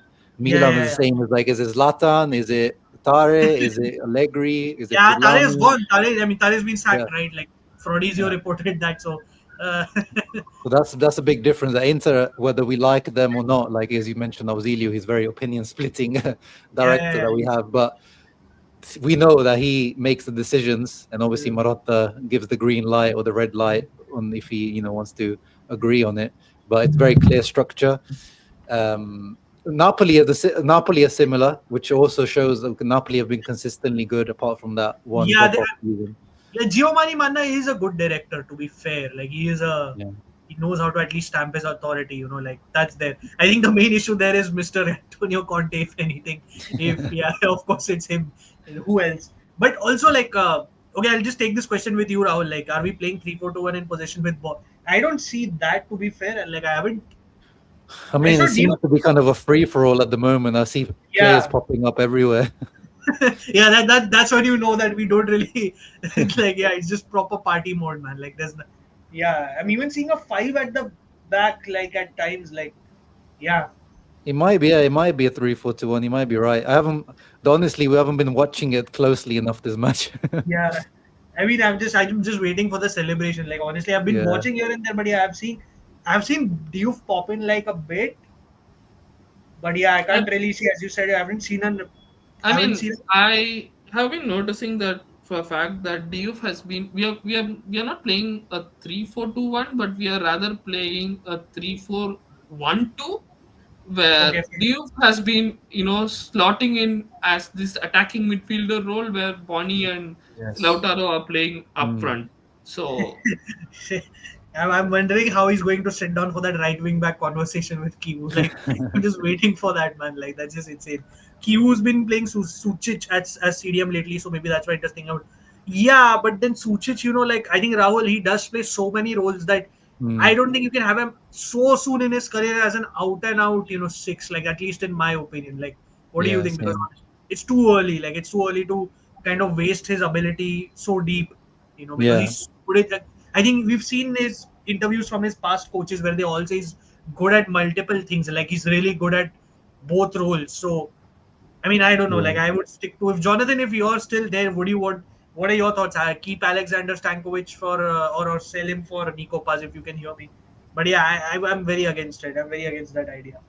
And Rahul, like maybe he's not there, but Rahul, what do you make of this whole? Let's come to the Diouf situation. Like, what do you like? Are you convinced by him? Like, or are you still like I don't know, like because I like the player. I used to watch him at lawns as well. But the thing with him is, I remember you said it in your video as well. Like he's having, like we need him to have like a Kefren Turam or a Manu Kone arc where they were like really raw players when they came into Serie A. Yeah. Especially Kefren. Kefren was really one-dimensional at Nice. Like I remember watching the guy. He was very very one-dimensional. Like, but look at what he's become now. Especially Manu Kone. Even Manu Kone at Gladbach wasn't as press resistant. He's worked that way. Like obviously, I don't think we are going down that path with Diouf. Are you sure he's ready to even be the backup right wing back so late into the this conversation has come into so late into the season? Do you think that's a convincing alternative over Luis Enrique?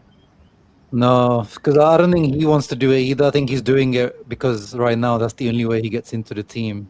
But he doesn't like we saw it with Perisic. It took so long to convince Perisic to convert to a wing back as well.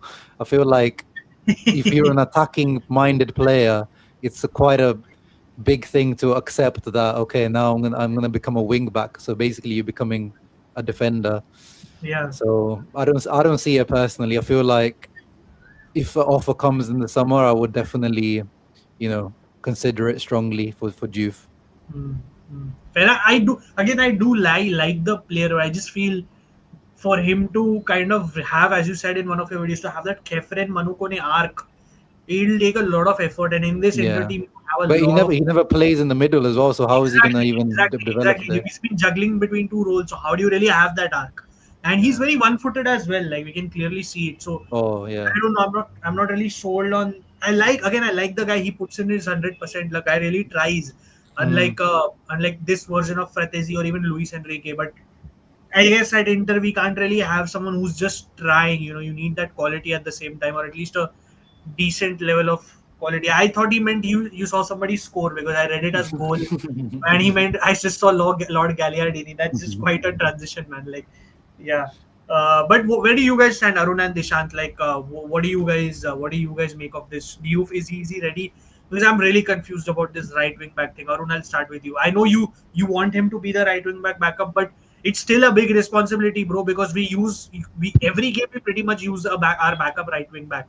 So for this player, really has to be like a difference maker. Honestly, like it can't be somebody That who's Yeah. So I mean, see, that is true. I understand the fact that we use a right. I mean, a wingbacks pretty much more than in a creative role, and but I see the qualities of a very good right wing back in Diouf.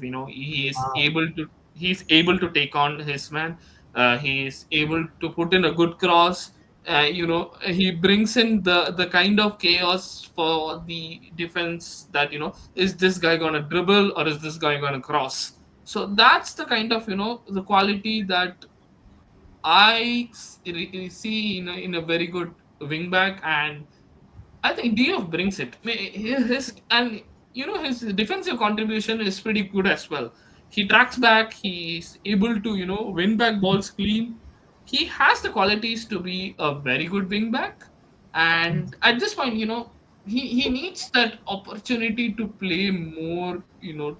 Spend more time training as a wing back rather than shuffling between two roles as hmm, he's currently doing.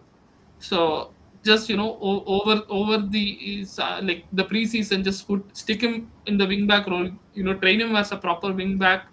I think he will become a very good backup wing back at this point, and maybe a first teamer in a season or two. I still feel that he deserves the chance. And fair. There is a whole preseason. Rahul, what do you think of this? There's a question for you. Diouf has no eyes. Well, that's what we're saying. We haven't really seen Yeah, him in midfield, and the few times we've seen him in midfield, he hasn't looked very good yeah, in that yeah, role. It seems like he needs that space, yeah. like He needs space. Yeah, like you guys were talking about. Like he's got the skills, the ability, but mm, he needs space in the middle. You don't have space. You have to be very technical and Yeah. Oof! Yeah, we What almost chance? scored. oh. Mickey. Man, like, let him have a goal, man. Like, this fucking Monty Poe. And look, Diouf created that chance. Did you see Yeah, that yeah, pass? exactly. And that from the left, by the way. So that's I just mean, he had, hilarious. see, as Rahul was saying, Duke had the space to create there, Yeah, and yeah. Yeah. he did well. So Yeah. it's just that Again, you need the I think he's space. not a he at least puts in his 100%. He's not somebody who complains. At least that's there. Dishan, what do you agree with this? Like, where do you stand on this whole deal thing? Because I like the guy, but I need him to be up to a certain level to be a backup player, especially if you're a wing back. Again, as I said, you play almost every game. If you're a backup wing back with the midfielder, you can still get away by not being subbed in here and there. Where do you stand? I mean, he is a good player. Before his injury, also in Lens, he was a good player. He's a very good carrier of the ball. He's Yeah. physical. He gives me that Adrian Rabiot vibes. But again, is he is Minus he, is minus the drama, man. minus Minus the the drama? Yes, minus the drama, obviously. But then again, is he inter level? I don't know. We signed him to be a midfielder, to fill in the midfield gap, but then yeah, we're now using him as a wing back. I really don't know. It's a very confusing situation with Diouf. Good player, but maybe look at the preseason, what's going to happen, look at the transfers, incoming, outgoings, and then maybe yeah. decide something. But honestly, right now, if we get a good offer, if we get a decent offer for him, I'd not be disappointed in cashing him. Fair, fair. I see Bornav also on the in the chat. Just if you're there, just let us know where you're tuning in from, man. Sharma also like Rahul. One more question I want to ask you before I get like ratings from this season, like for each player. Dumfries, man, because this is a polarizing situation as well. Because I know he's been trying to leave. He hired Ali Barat, and now his father is also involved. If I'm not wrong, like some I don't know what he does with his agents. He keeps changing agents every season almost. And I've been seeing news that apparently Kivu wants him to stay, and he's been kissing the badge and all. Obviously, whenever somebody kisses or points towards our badge, that never ends up well. Hakimi, Lukaku. So that means that's probably that's probably a sign of things to come. But where do you stand with this? Because obviously he has the 25 million release clause that will activate again, and you could say that this is not a bad time to cash in on him because you never know you'll get that kind of money again. But again, he's been ever since this Inzaghi arc, this guy has been delivering, man. Like he's even under in his last few games under Kivu, he has showed up. I know there were doubts that whether does he fit the Kivu system, but I guess it looks like he does. Where do you stand on this? Because I'm very confused with the Dumfries situation. If he Yeah, does yeah. I think have to sign two wing backs essentially, if Diouf also doesn't agree to play there, then what do you do? So where do you stand on this? so. You're completely forgetting about Luis Enrique there. Oh, yeah, I'm considering a sale, bro. Like I'm done. Like Okay. I've made peace with the fact that he's going to be sold. So Yeah, no, that's what do true. you, True. yeah, No, yeah, Dumfries is one of those guys. I think like Taram as well. He's like I've changed my opinion on these guys so many times. I'm not really sure anymore what my opinion is. But if the thing is like you said, he's changed agents so many times. It's clear that he wants this. He's got this yeah, dream Premier League yeah, move that he clearly wants. So yeah, if someone comes this summer, it might be this is probably the only time now we can actually sell him. After this, he's going to become what 31, 32 as a yeah, wing back. He's not going to have any value much left afterwards. So I would entertain a sale, but as you said, he actually does look pretty good in this system since he's come yeah, back because this high press maybe suits him because he doesn't yeah, have to get involved in the build up, same as yeah, Inzaghi. But the yeah. high pressing actually might Yeah. suit him even more. Especially with his athleticism, the physicality of kind of sorts he can. He just looks Yeah. so much more confident in it, and I'm just now having this dilemma as to what do we do, man? Like it's But as you he's said, it's also even reminding. started to get injured because before he used to be Yeah, like yeah, never used to get injured, and recently last 2 seasons he's been getting quite a few injuries. This season it was very long injury, like three months out. So there is some physical doubt, similar to kind of Hakan, where you reach that 30-year-old mark, and oh wow, Lautaro is still yeah. fighting with the referee even on a game like Yeah, this. like bro, like he needs to remember we have that shitty rule where red cards, if he does get one, get carried over to the next season. So he needs to stop fighting, man. Like just stop, give it up. Like, but yeah, I'm very like I'm just so torn with this. It's half time, by the way, guys. Like he's still. Oh yeah, that's famous Giorgio Shenone, by the way. They're showing him like Oh if you god. know, if you know, you know. Yeah, Lauti still arguing even going into the tunnel. Like, Yeah. there's no need, man. Like, give it up. Like, seriously. But yeah, like I agree with you. Like I'm just so confused. Like, what do we do with this guy? And Well, if he, okay, on this one, you're asking Stankovic for Nico Paz. If it's Dumfries for Palestra, then I'll do that. oh, I would do that. I would do that. I would, but then you know that Atalanta is going to be a pain in the ass, man. Yeah, Like, they're no, of course. But I'm just, base the price. hypothetical. Yeah. Yeah. So like I would do that, but again, like I would take Palestra. I know he has a lot of things to improve on, especially I feel on the defensive side of things. But I would do it. Like that. That's a guaranteed starting wing back, and then on the backup you can see what you can do. But yeah, I'm still like, because I'm just loving this, this new, like this fresh version of Dumfries, that I'm finding it hard to definitely say, yeah, you know what, sell this guy. And but at the same time, as you said, I know that this is probably the right time to cash in on him. Like, it's just so hard. Like, Arun, where do you stand before I just go on to the ratings of the season? I'm I finding it mean, very difficult. I mean, as Rahul said, like Dumfries kind of, he's turning 31. He might lose value. I would like to remind about Conte and Ashley Young. Yeah, yeah, but yeah, fair enough. I mean, Ashley Young retired finally. He did good enough to remember us at least in his farewell post. But So yeah, Yeah, I he mean, started. The first picture he posted was our one. yeah, the first pick he posted was Inter. I was Yeah. shocked. I was really shocked because he never bothered learning Italian. I remember that he was very against it. I don't think he knows even one word of it. But Against it. yeah, he never bothered. But yeah, I mean, sorry, Arun, go ahead. What do you think? Yeah, I mean, I still think, if we could get a good offer, we should cash in on Dumfries Wow. because, again, I love Dumfries for all reasons. Like, he has been very absolutely crucial. He has been, he has proven the fact that he's a very good right wing back, and he has done everything. I don't feel he has put in a wrong foot, you know, all season, for quite some time now. And but then when you see the fact that, he has been in the constant idea or the dreamland of a PL move, he has kept, as Rahul said, he has kept changing agents, in order to get that PL move. And Yeah. if we get that, I think we should cash it in. And as he said, Palestra is the dream. If you could get Palestra there and somehow convince Diouf to play, the backup role, I am really good. And but one thing I'm certain is just get get Luis Henry the hell out. I think everybody's like I think Luis Enrique, the highlight is what happened with Pedro. I think that's the whole, like that too was a mistimed shot, man. Like he couldn't get any elevation on that. That was just, I remember it was a comedy of it. Like ever since he came on in that game, Rahul, it was just proper comedy with him. He was just giving away the ball. Like I was like, yeah, whatever. Nishant, like where do you stand before I get into the ratings? I'm just, again, personally, I'm very confused with the Dumfries situation. Like for me, heading into the summer, it's the most confusing situation personally. I think the right time to cash in, obviously, but then again, Wow. who do we have in the market? Because I don't think Palestra is coming in.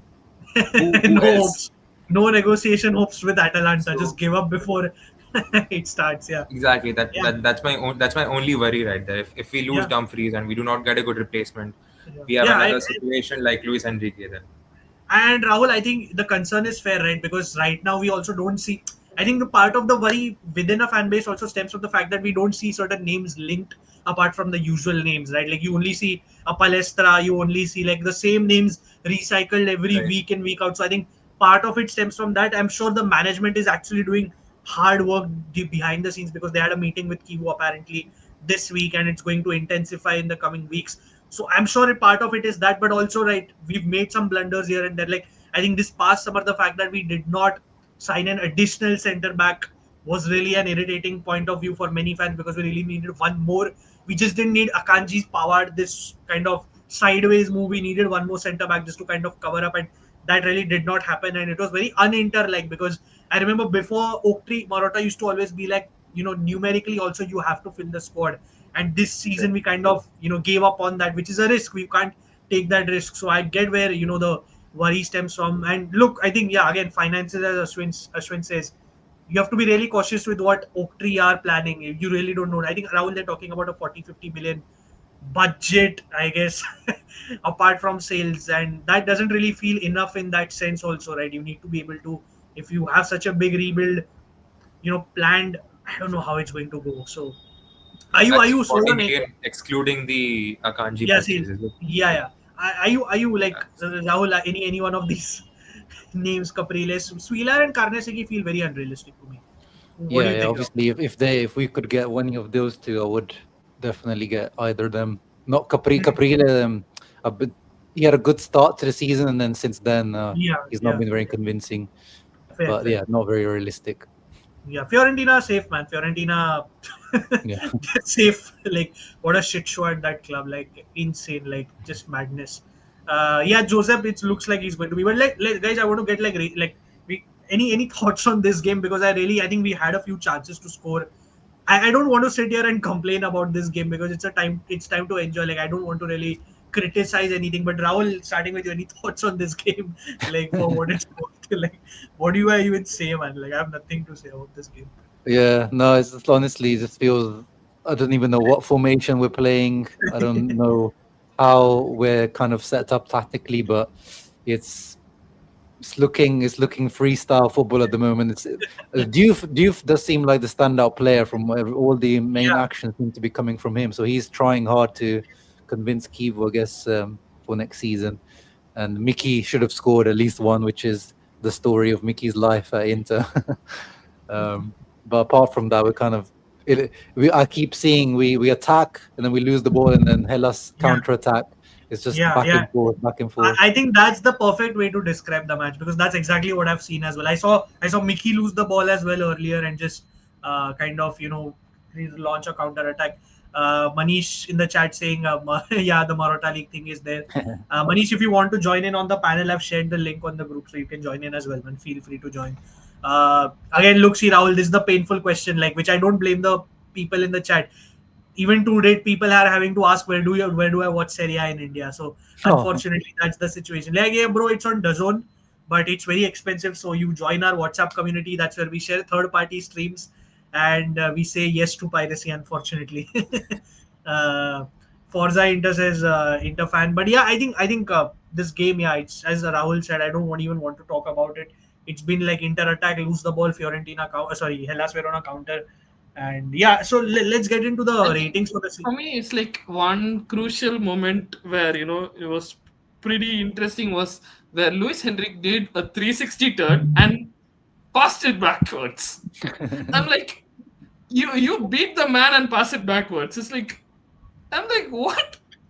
You beat the man, you run forward, and this guy has just done the exact opposite. He beat the man with a 360 and just passed it backwards. Yeah. So let's. I think we can talk about I guess just brief ratings for the season. Rahul, I'll start with you. What do you? Obviously, I'll start from the all the way behind. I'll start with Mr. Jan Sommer, of course. Like, of course, you can see the regression. I mean, look, I know we've been very critical of him, and last season he was fantastic for us. He made the Champions League, whatever he did amazing stuff. But this season, man, I left myself asking the same question: why can't Josep start before his incident, of course? Because there were many occasions before that he could have played, and as like I said, like he directly assisted a lot of these goals, like Paris into the path of the striker. It was really frustrating to watch. It was really frustrating to watch. What's your rating for him and your 2 cents on the same? Yeah, it's unfortunately has to be like a 4 out of 10 or something. Yeah, I don't blame you, man. Like 4, I would maybe be a bit generous and give like a 5. And I don't know, what do Yeah. you think? Like I think I would give him a 5 on 10 for a fact that he has made quite few good saves. yeah, And few good, but I don't remember any. I think there was that one in that recent game in this last stretch. He did make a couple. I know what he's talking about. I think there was one in that Roma game that punch which he did, like he swapped the arms. If it was I the mean Roma game, the it was the Roma. the two saves in this game, to be honest, like the one Yeah, on the goal line yeah. and the one he saves. Yeah, I mean, Yeah, there was the Roma game at the beginning of the season. That one I remember. yeah, That was definitely had a good game. yeah. Ajax. Yeah, Ajax Ajax. Yes, away. Ajax. Exactly. Ajax Yeah. game that 1v1. Correct. 1v1. Also, I think it was the Roma second leg at home where he fell short and he swapped the arms and he punched it out on that Oh, corner. that slow mo save Yes, that so everyone kept yeah, rinsing.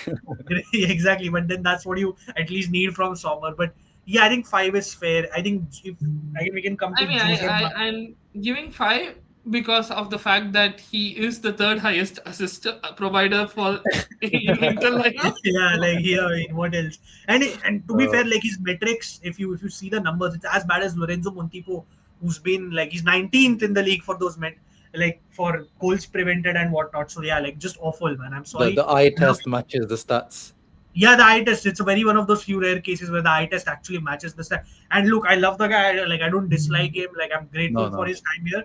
And he was clutch last year. Like grateful for what he did in the UCL. That save on Yamal, what he pulled out, like Julio Cesar type saves. Like, but yeah, it's time to go. Like I agree with Rahul that we can't even have him as the second choice keeper. Like it's just a big no. Like I'm sorry. And moving on to Josep Rahul, like I know there's not much of a sample size this season, but I still feel he was clutch for the larger part of things. And what would you rate him?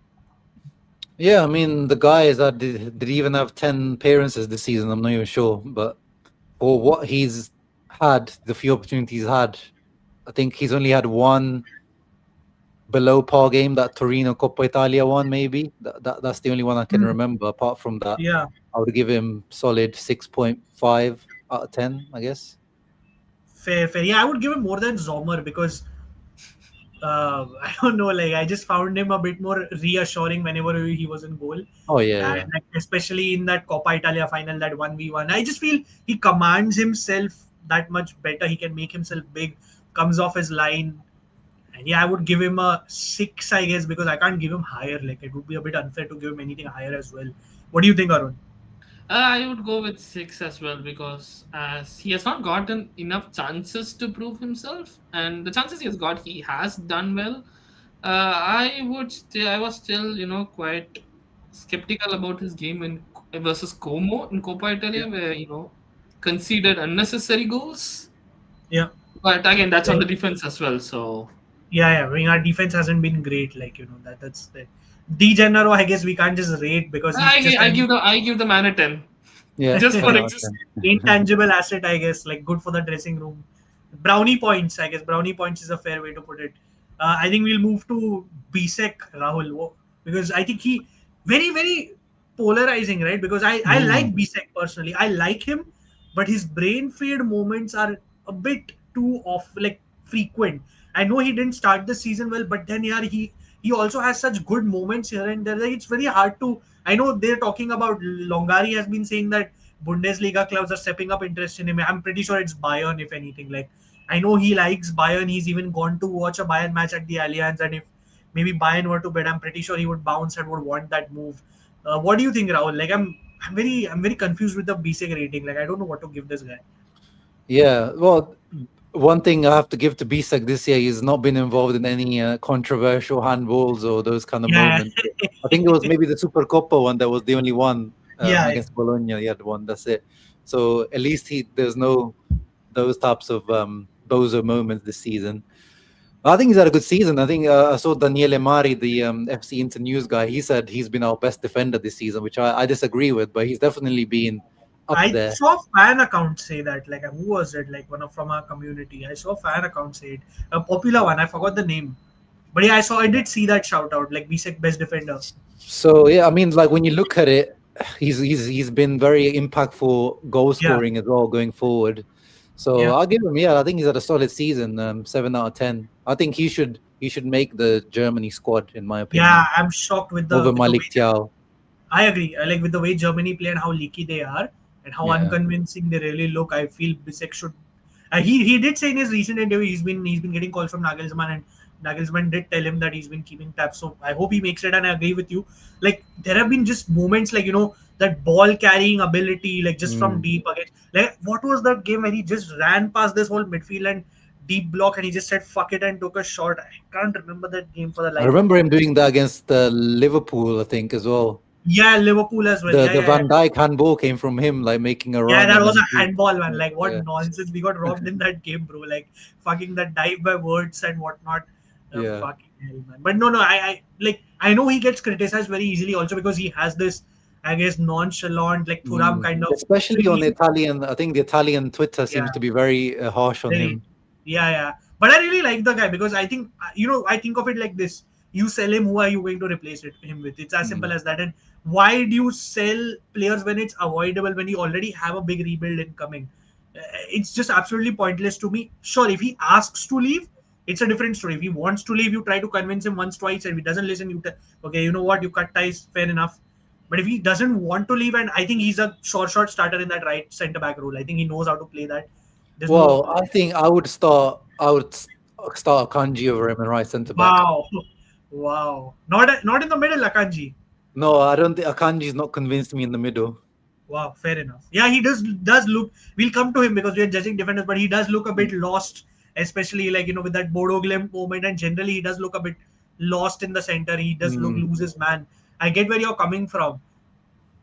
Yeah, I would still give Bisek a 7. I agree with you. I think he's been Yeah, good. yeah. I think some of the criticism has been too harsh on the guy. I think he's definitely stepped up from last season, and I'm glad we have Kiwu as a coach who trusts these kind of players.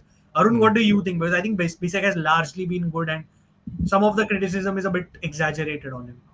Yeah, I mean, before I get to that, Param, someone is asking for a WhatsApp channel link. Oh yeah, just check our Insta bio, bro. Usme hai.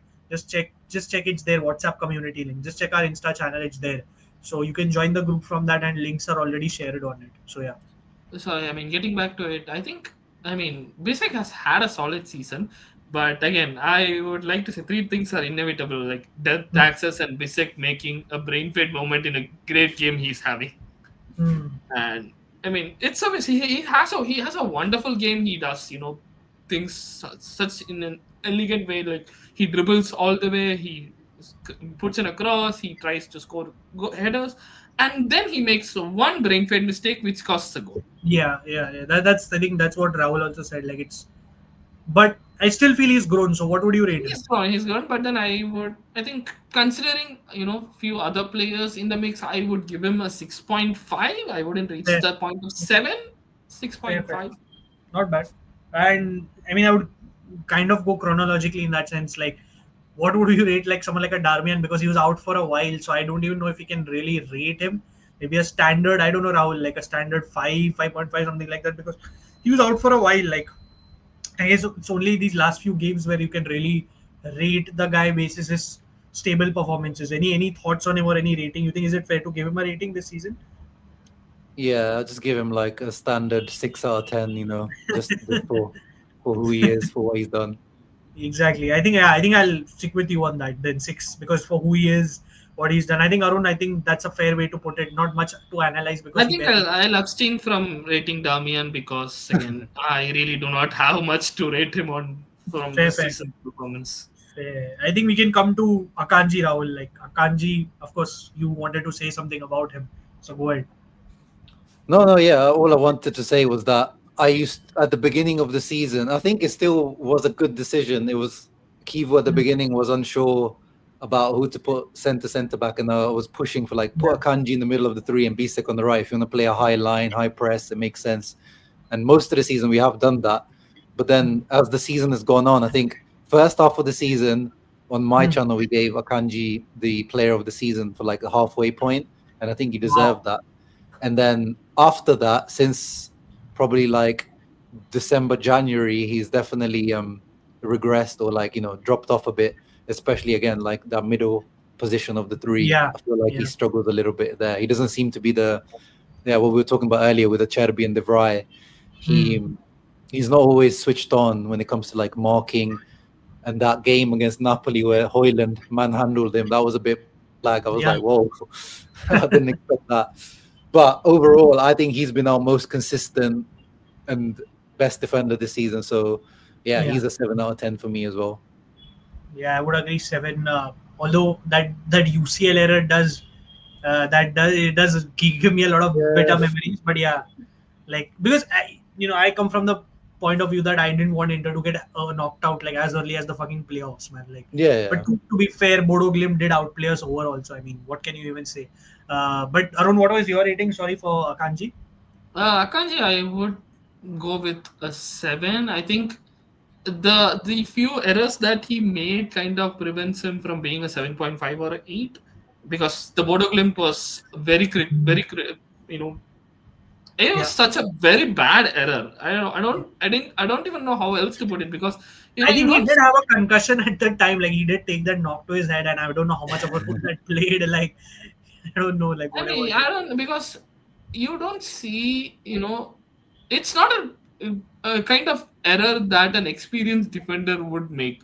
Yeah, It's yeah, like it was an error, someone like a 18-year-old, 19-year-old defender makes. It Mm. was so bad that yeah. like that kind of hits out a point five from Wow. Akanji's He did that rating. against us, remember, in the Champions League final. So Yeah, yeah. he's got that in him. Yeah, so whenever I remember the early days, Rahul, before this season, like you remember he was linked with us before as well. Yeah, I think before I Acerbi. was never a fan of Akanji. Like Yeah, I yeah. never liked Akanji because I had watched him make these errors at Dortmund, even with the Swiss national team. And while he's an intelligent human being, I know he's known for his applied mathematics, like those quick calculations and all, but he makes way too many errors on the pitch. I was never a big fan, and I was very like anti Akanji. Like I was like, I don't want this guy at the club. And obviously, I feel he benefited under Pep. Like I really feel that Pep Yeah. really helped him and. Sure, but I'm still not like against him. Like, oh yeah, we all like what was that? Like, Oh, what the fuck? Like, are we? Oh, goal. Oh, for Inter. Yeah, Lautaro heads it in. Let's Of go. course. I'm Like, yeah, a tad bit behind. Yeah, I'm way behind. yeah, like just the part. Like, Bisek is wearing some like white headband and just like having fun, bro. Like, Kivo and It's- Baston. Oh, it's Oh, Bonnie. It's not even Sucic Lautaro. on the corner, so that's another thing that he can take over then. Yeah, yeah, yeah. Oh, it's Bonnie celebrating. Yeah, Bonnie. Bonnie. I thought it was Lautaro. Like they didn't show it clearly. Yeah, it's Bonnie. Oh, it's Bonnie and off that Faroese defender. So it's like a huge deflection. Oh, like Yeah, the Thuram one against Lazio. where it's off his chest. It's off that guy's chest. Yeah, it's like not even a. Yeah, it's a huge deflection. I think they might give this as an own goal because it. No, I don't think it would be an own goal, because Yeah, again, Bastoni and Kivo are laughing, bro, like on the sidelines, like what the fuck. I think the effort was on target, so I don't think it's gonna be Yeah, let's an see if own they goal. give it to Bonnie. No, I think it was going wide. Yeah, that's what I think. It was going wide, bro. Like that's what I feel. It's literally like the Thuram one against Yeah, Lazio it's the an other own day. goal. I think they've given it as an own goal. Verona have got such like random collection of players. Yeah, man. we Like, yeah we never seen always them. discuss this, bro, on the podcast. Like they'll January they'll sell their core, like every year, and then they'll sign these. I don't know how they manage to find these players, and then somehow one of them ends up being a gem, bro. Like, and yeah, they sell that player on. Like how I I don't know mean, how they. Verona at this point just collects Pokemon. Yeah, like, that's what I Literally. feel. Like he's the first Faroese player in the Serie A, if I'm not wrong. Like. Oh, Yeah, in the history of the Serie A. So like, yeah, I don't know how they managed to do it. Like, have they given it to? Yeah, they've given it as an own goal. Yeah, they've given it as an own goal. At least we are winning, though. I mean, so yeah, I think Akanji we settled for a 7. Acerbi, bro. Like I was very frustrated. I think with me, Acerbi Rahul was the thing was like I think proper regression. Like I think I can't. There's no other way to put it. Like he's old, and that's exactly why we needed one more centre back, which obviously we didn't do. So what would you rate him? yeah, Cherby. I think I'll just give him a 6. Yeah, Yeah, he had some decent games here and there, but then there's been some games. yeah. Was it the Como away? Or Oh, like he there got was one skinned in game. the bro. Like he got It skinned even was in the almost embarrassing. Like it looked Yeah. like he like a retired player playing. yeah. So Like a proper man who shouldn't be on the pitch. Like a as you said, like proper past his abilities. yeah. You gave him a So- 6. Right? Yeah, I think I'll be giving him a 6. It seemed like Kivu would like to bring him in for some big games here and there, which was, interesting that's- decision. Yeah, But like I would give a 5.5 because I love the guy. Like appreciate his leadership, and I know we'll miss him. But I don't know. It's a 5.5. He was too past it for me. Arun, quickly, what do you think? I would give Acerbi a 4.5 for the kind of Wow. season he had.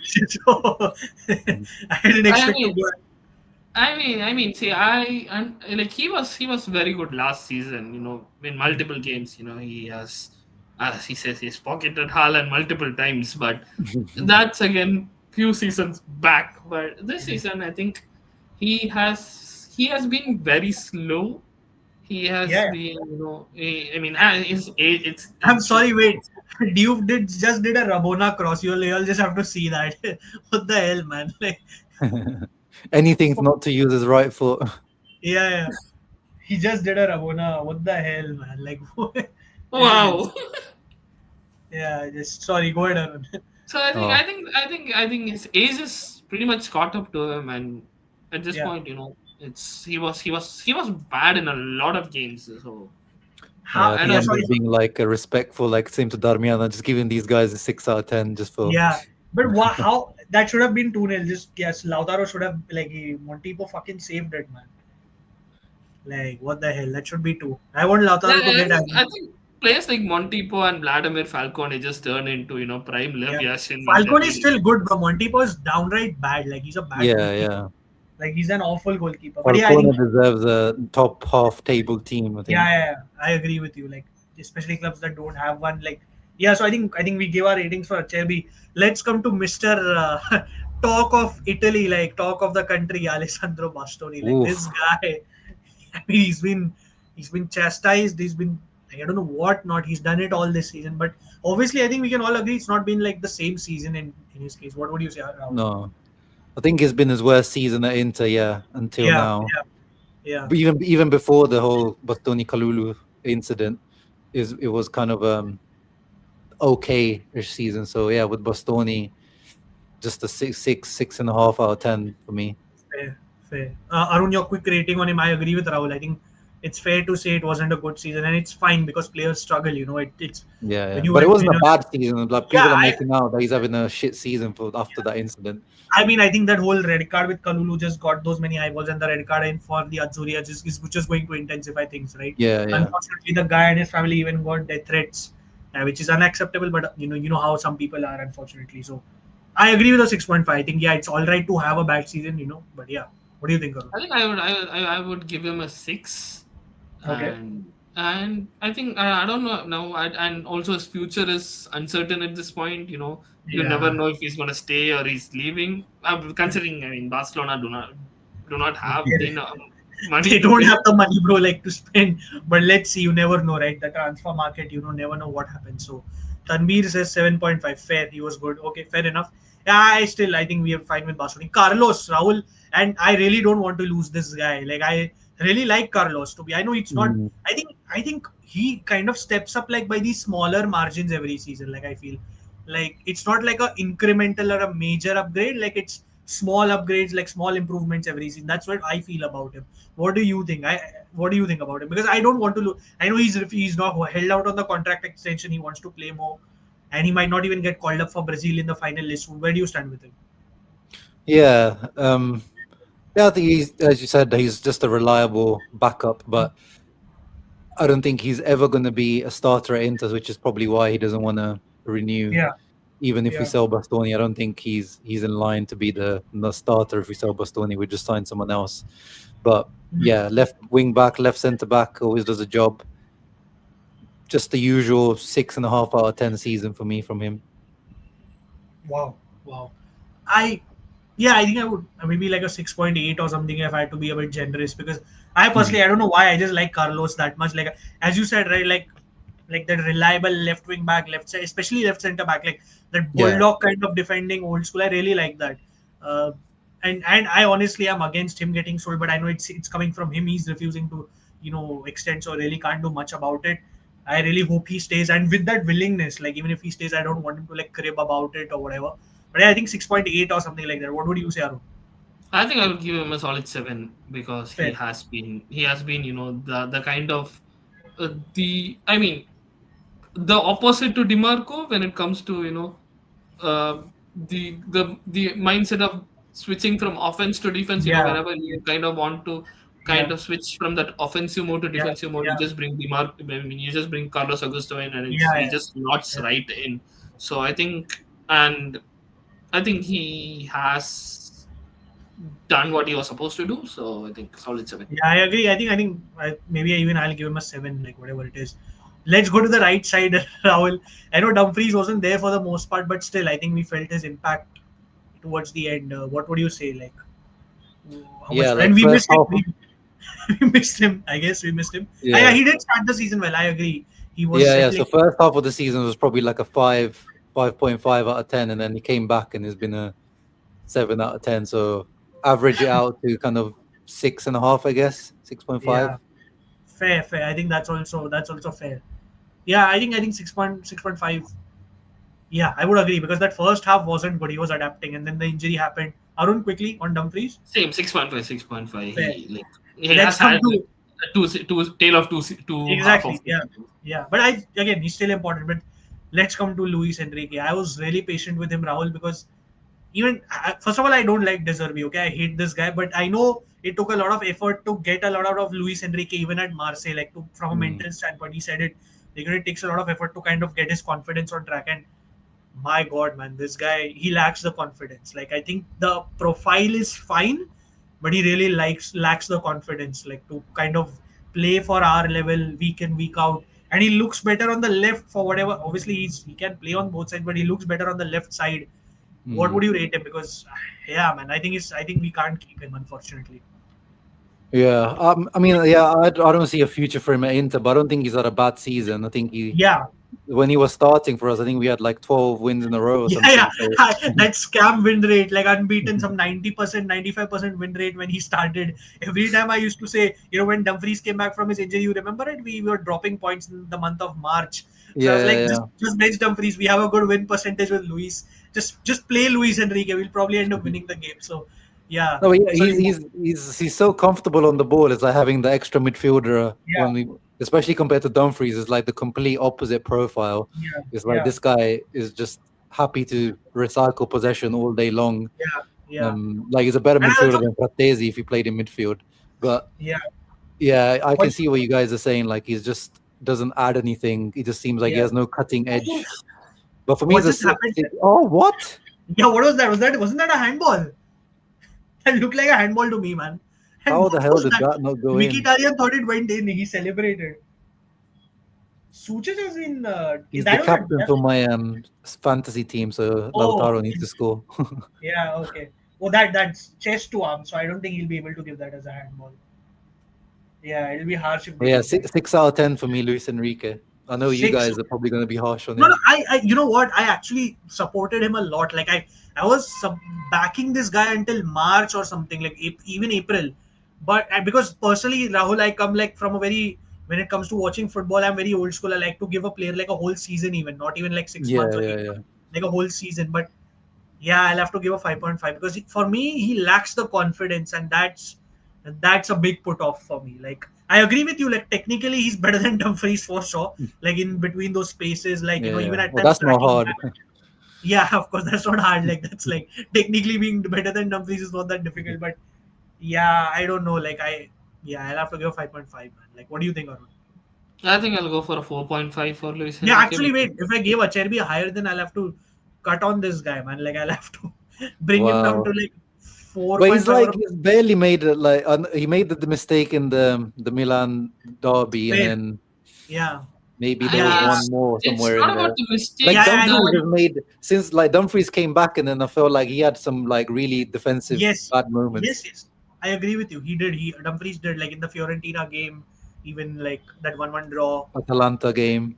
Yeah, yeah. So I'll settle for a 5. You know what? This screw it. What I do think you for think? me, it's not about the mistakes that Luis Enrique makes, but rather, he constantly refuses to cross the ball when you Oh my have. god, that's yeah, yeah. Yeah. He just takes that U-turn and he goes back and he just like that's Or He yeah, if he just crosses, he it's it's like a just exactly does floater that like everything you it's can't do except yeah, nothing with it. He just floats it to the other yeah. He side. It's just like, what are you gonna yeah, do with that? yeah, exactly. And even Tanvir and has said the same and the thing. moment he turns back, he passes it to the opposition. Yeah, yeah, Yeah. yeah, I get. I think we all got excited when he got that assist against Como at home in the league game where he assisted Lautaro, and then Yeah, I thought, yeah, you know what, he's got his confidence, but unfortunately, no. Nah. Yeah, moving on. I'll come to. I'll take a different path. I'll start with the backup, Davide Fratesi, Rahul. Oh my I mean, God. I remember. I just a remember. moment. But I'm I sorry to remember. interrupt you. Yeah. You just forgot Divra existed. Oh yeah, I forgot Devray existed. What the hell? What the hell? I forgot Devray completely. Sorry, man. Like Devray. Sorry. Let's go to Devray. Like, how have I forgotten Mr. Reliable? Rahul, what do you say? Because I felt Kivu underused him. I personally feel he could have played a bit more in a few of the games. Yeah. It's I feel, again, yeah, similar, same to Inzaghi. Seemed like both of them yeah, preferred Acerbi to De Vrij for yeah, whatever reason. There was some game at the beginning of the season where I thought he looked like he struggled. yeah. Like remember which I game think was it? beginning of the Union season, Saint right? Gilloise. He Oh was subbed yeah, off at half yeah, yeah. It was time. Union. Oh yeah, we got wrecked in that first half. We were Yeah, absolutely yeah. What destroyed. was that? The Canadian striker. He proper bullied him. Yeah, I know what you're talking about. Oh my god, I got. He was bullying Devray. Yeah. Yeah, and then he got stopped off at half time, and then he didn't It was play. Promise David, Promise Yeah, David. that's his name. The Yeah, bitter yeah. David, by the way. Yeah, better Canadian David. Yeah, But yeah, then, like, yeah, then it seemed like again similar to Acerbi. We thought, oof, this guy looks like he might be declining yeah, quite quickly. But then he yeah, picked it up, and he yeah, would play once in a while. Like I've got his foot mob up here. Like he plays like once every few weeks. yeah, yeah. Exactly. And that's where I felt like at least Inzaghi at least used him a bit more, even at Yeah, times on the pitch. Kivu, I just didn't understand like what it was. Like this guy just refused to play. As you said, it was like one appearance, 5 games on the bench, even without coming on as a sub, and then like yeah, then coming on then another 5 games without a game, and then like I didn't understand what it was. Maybe Kivu was not a fan of his profile. Maybe he felt he was not in shape. I don't know. So, what, yeah, but still, I not think really sure. reliable. Yeah, like Yeah, okay. So let me tie in with another question because there is news that they might extend him also because we don't have the money to sign so many players. Are you for that extension, and how much would you rate him for the season? yeah. I'd extend that. He's the only one that I would extend out of the expiring Fair. guys because Yeah, yeah, yeah, he's yeah, he's been there for so long. He's still yeah. young, like in Yeah, terms of he's as not an old. old guy. Yeah, he's not Yeah, old. So yeah, we can get another year or two, even two maybe out of him. yeah. But yeah, season wise, just yeah, it was not his fault, as you said. I think he deserved more chances, but I give him Yeah. a 6 out of 10. Fair, yeah. I think for what he showed, I would also give a 6 because I think I really like Devray. Like I think I know he gets spun easily, like that Giroud spin. Like I'll never get over that. Like back in the day, like those many years ago. But still, I think generally he's very reliable and I like him on the ball. Like I feel obviously he's better on the ball. I'm not saying he's like an out and out ball playing defender, but he's way better on the ball than someone like a Cherby. And I still feel if needed, you can at times play him as a right centre back. I know he's done the job in that role at times here, and very rare few occasions, but I think he's done that. Arun, what would you rate quickly? Why do we have DiMarco and Pio coming on? Where is Di Gennaro? What the fuck, man? Like this guy's not going to get his medal. Like Kiwu has an agenda. Like, like what the hell, man? Arun, what do you think quickly? Like on I think I would go for again Oh, a six. sorry to interrupt you. Huge standing ovation for Darmian. I love to see it. Like, there's a huge Oh, standing ovation for Darmian. Like, uh, yeah. Uh, Thuram was the one who started it.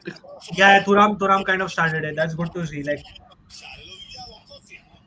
I think Rahul, it's also fair to see that one thing about the edge we have over other clubs is just the togetherness at this club over the last few years, regardless of whatever has gone wrong. Yes, there have been some infighting. There has been some infighting here and there, but everybody has kind of overcome it. Like it's like it's like that phrase where you say it's normal that fights happen in a family and whatnot, but you always find a way to overcome it and stick together, overcome that and stick together. So I think that's been like I think one point would be fair to say that we have over the other clubs as well.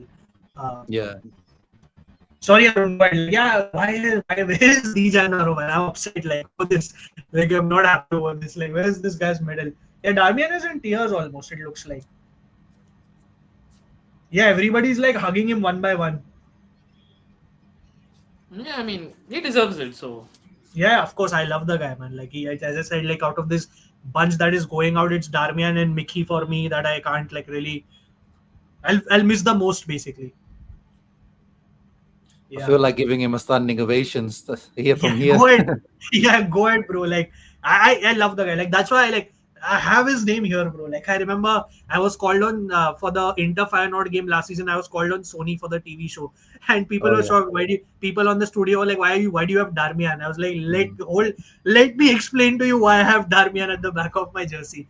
Like exactly. But yeah, so sorry, Arun. What rating did you give Devray?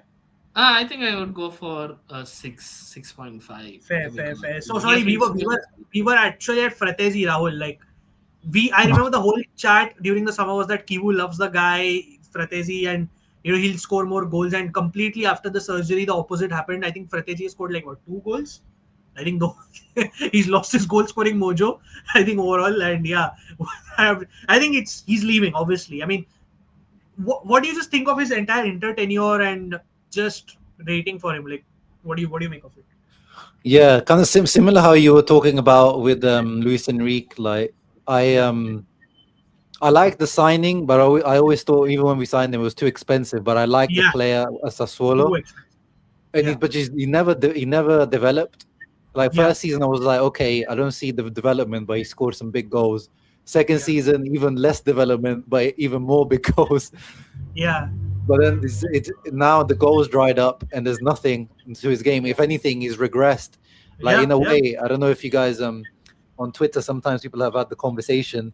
Who yeah. would you pick between Gagliardini and Frattesi? And honestly, like No. in a game, but think about it. In a game, Gagliardini is gonna do way more for you than a Frattesi, because Frattesi is gonna. We've seen games where he's played 60, 70 minutes and he's had 10 touches of the ball. Yeah, that's true. That's true. I mean, look, I hate to get into that comparison, but I see where you're I know, I coming know. from. Yeah, like, Oh, look, Vecino, like even you can take it back to oh, Vecino. see, Vecino at least scored a fucking goal to get like in the Champions League Yeah. and all, bro. Like, yeah, like, but you know what with Fratesi it is like. I just like the energy he at least brings, like that passion. Like I'll Yeah. never forget that goal against like whatever for what it's worth, that goal against Hellas, that celebration, that goal against. And look again, you can ask Arun even on our group chats. I get pissed off at that guy. The guy can't. I think the best way to sum up is you log into Twitter, you check Perisnich's tweets, and zero passes completed. I know Yeah. that's Pratesi for you. He's horrible technically, even worse than Dumfries. Can't complete a pass. Just runs into the box like a road runner. But how But can you not make yourself available for, like, I don't yeah, get how he doesn't receive passes either. Like receive. he's just Oh yeah, that's true. That's true. I agree. That how afraid can you be to receive a like fucking you're in a team that dominates possession, 60, yeah, 70% ball possession, and you yeah. somehow manage to get like 5 And touches. at times was less than 5, bro. Like I've seen Yeah. less than that. I'm pretty sure. When I Like remember this whole cardio session. cardio sessions, yeah. And I remember last season there was this talk from the fan base, convert him into the right wing back thing, which I understand why. Characteristically, you can Yeah, imagine that. I But was saying that as well because it was like this guy is definitely not a midfielder. Second yeah, striker, right wing yeah, back, anything else. yeah, I think the last 2 seasons he was more of a chaos agent where you just toss him in, he creates chaos, and hopefully it goes our way. And this season he has been the absolute chaos agent for the opposition because you toss him in, it goes the opposition's way. Hmm. Yeah, I agree. Yeah, what would be a fair rating, man? Because I will look this. We have to give a rating as per this season. I will miss the guy for the energy he brought for sure. Yeah. Yeah, Oh, this season has to be like he has to be I think he's been our worst player in terms of he has had literally zero impact. So 4 out of 10 for me. fair. I'll have to give like a 3 because yeah, it was like frustrating to watch him. Arun, I'm giving a 3. fair. Like let's move on to Mr. Nicolo Barella because again, I think it's safe to say we all love Barella, but yeah, he whatever. I think do you think it was some personal issues, Rahul? Like maybe you could see it in his celebrations, like he almost broke into tears and whatnot. And that's why at times, I don't like to judge players because you remember back few seasons where he lost like an unborn child and people didn't because he's not active on social media that much. And later people realized that what, this guy was going through something and let us give him some slack. By the way, my friend Shyam is here and he always likes to kind of take a dig at me. He does follow you. He's like, just look at that comment. Good evening to the smart guy on bottom right, the smartest Interista on social media, Uncle Sharma had a loser from Mumbai. He's still bitter about the Barca. He's a Barca fan, but he's still bitter. He's still bitter about that game. But And nah, you're nah, not signing Bastoni, by the way, so another thing. No. Yeah, he's a good chap. Like he watches a lot of Serie A, and he's our South American football expert. By the way, you ask Rahul, you ask him anything about South American football, he's like an encyclopedia basically. He's a Oh, River I Plate think fan. I've been on the channel with him too. I think we did Yeah, the. Did we do the Champions League final preview I with think him? he was there. Yeah, I think he was there. Yeah, So he's a Barca and like a River Plate fan basically. yeah. His knowledge about South American football is like unbeatable. So yeah, nice to have you, bro. But yeah, Rahul Barella, where do we stand with him? Yeah, I think similar to Bastoni, you could have the argument that this might have been his worst season at Inter, which is still a high level. Like you compare him to any other midfielder in Serie A, if this is his worst season at Inter, then it's still a much higher level than pretty much any midfielder in the league. But we watch Barella week in, week out. We watch him for the national team as well. We just know it's not been his season. Obviously, yeah, probably has stuff going off the field, like you said. Sorry, this is quite a comparison, bro. Like Lemon Longley. Clement Like Longley, I've never got yeah, that. I can see it now. I can see it, bro. Like I can see it. I'm sorry. You Wait, do I need look to like. type in his it's probably just the haircut, I guess. Yeah, it's the hair, it's the haircut and I think the facial hair. I think that's why you. That's why Oh, I can see it. I can somewhat see it. I can somewhat see it. at a stretch, yeah, I can see it. But Shivam, you also let us know. We are just rating some Inter player, like the whole team, just giving ratings for the season. We've reached the midfield. Reached at Barella. So yeah, sorry, I'll go ahead. But that's a fair comparison, bro. Longley is what I think you can be. I'll probably have to clip this and make this viral on Inter Twitter. Sorry about that. No, thank you. Yeah, sorry. Go Yeah, ahead. no, Barella 6.5. Yeah, 6.5 I think is fair because he stepped up at him and Thuram stepped up right at the time when we needed them to in the key moments. So Yeah. I'll give him a 6.5 for that. Otherwise, it would have been a 6. Yeah. I agree, and also I just hope he sustains this form because it looks like he's back to being himself. It really, you can see the difference. I think in the past, Rahul, we used to say that, oh, Di Gennaro is warming up. One There you he's go. warming up. He has his bib on and I mean, I'm assuming he's warming up. He's just standing and clapping. So I'm assuming it's more than a cheerleading job. Please, man, please. But yeah, no, I agree with you. I think, back in the day, we used to say there's an Inter with I Barella think he's without coming on. Inter. I think he's coming on. Yeah. Like you could see that engine and Rahul, when we played against Lazio these last two games, you could see that we choked Lazio completely. And I know they are not having the greatest of seasons. I get that. It's a terrible season for them. But I really saw us dominate, and I feel Barella was key to that. And I still give him a 6.5. Shivam also says the same. He needs rest. And I think, Rahul, we've been saying this. This guy I think we forget that this guy just plays non-stop week in, week out for us. I mean, how many games has he even, like, I've lost track where he's properly been benched, probably, in a consecutive games. Like, I don't think that has ever happened. So yeah, and Akinson Miro, I think me and Rahul both like him, Shivam, but I think he needs a loan at somewhere else in a better league or in a better club, not at Pisa. He was doing well at Pisa, but then Rahul, I think you said it best. Like, he just lost his place randomly, and I think he After needs the to go. AFCON, he's just Yeah, and I think at Inter, Rahul, they do rate him highly because there is potential. Like, the kid is talented, so I hope they do justice by him. Arun, what would you say? I think 6.5 is fair. Yeah, I think Barella and it was a similar season like Denzel Dumfries, where the first half of the season was quite bad, and the second half of the season he has stepped up substantially. Yeah, So I think 6.5 is fair, but then I would also like to contradict with Raul's opinion that this is Barella's worst season, because I think his worst season was the last one, and this season wow. he has been quite bad. He has been quite bad in the first half of the season, but he has stepped up, and I think he's the second highest assist provider in the league. Oh yeah, that's insane, right? yeah. Yeah, that's insane. Thanks for reminding me. That's insane, by the way. Yeah, that's true. Yeah. By the way, please, like, I don't want to start with the treble thing. I don't want Kivu to do this. I don't want this. I don't want this anymore. Like, I don't want all that stuff. Sommer Stan, interesting username, has ended up giving Sommer too. So that's hilarious. But yeah, I think we can agree on Barella. I'll come to Diop in a bit, but Rahul, where do you stand on Hakan? Because it looks like we're going to extend him, which I feel is fair. I know he's very injury prone. He's injured right now as well. Do we extend him? A, what do you think of his season? B, because I feel we missed him. But again, man, the guy just gets injured too often. And he did say it in his interview, right, that maybe he needs to take it easy when it comes to his personal training because he does go very hard. Like he does go very hard to stay fit. Maybe if he eases that, if he stay, it helps him stay fit. And because we do miss Hakan, bro. Like as much as we miss Lauti, I think there is an Inter minus Hakan, and Mosconi is coming on. Sorry to kind of cut you off there, but Mosconi is coming on. Where is the Jana? Oh man, what the fuck? Like Moscow, like what the fuck is this guy doing, man? Sorry, go ahead, Rahul.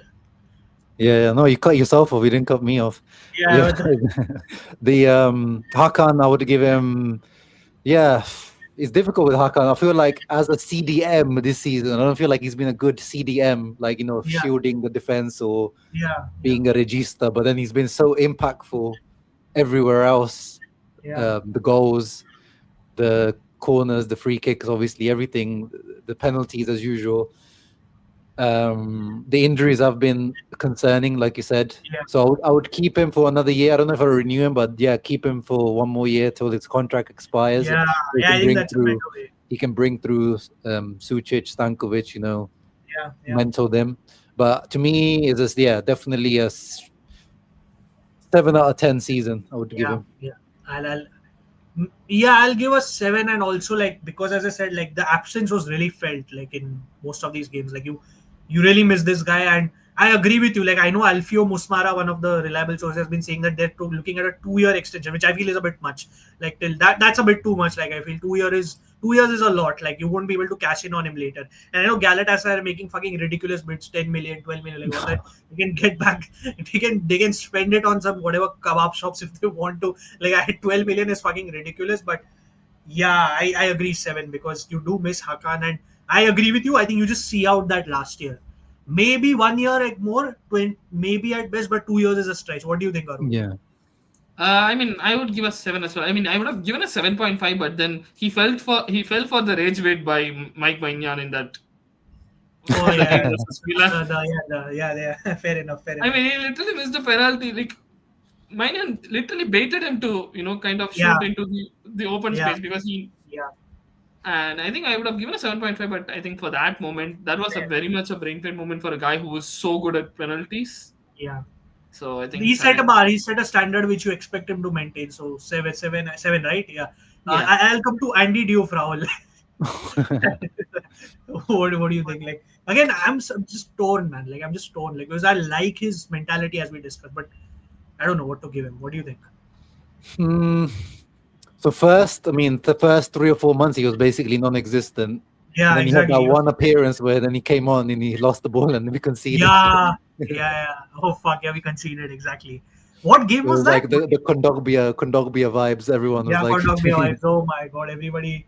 I hate it because he really gave the Inter fan base what they wanted. Those Kondogbia comparison. He just Yeah. gave them that launch pad, which I absolutely hated, irritated me. But yeah, what do you think? So first 3 or 4 months he was basically almost like a 3, 4 out of 10. But then slowly he got into it, and he became a wing back option. As a wing back, you could I guess you could give him 2 different ratings for Andy Diouf. I think as a wing back you could give him a solid 6.5 out of 10. He showed some promise in the right.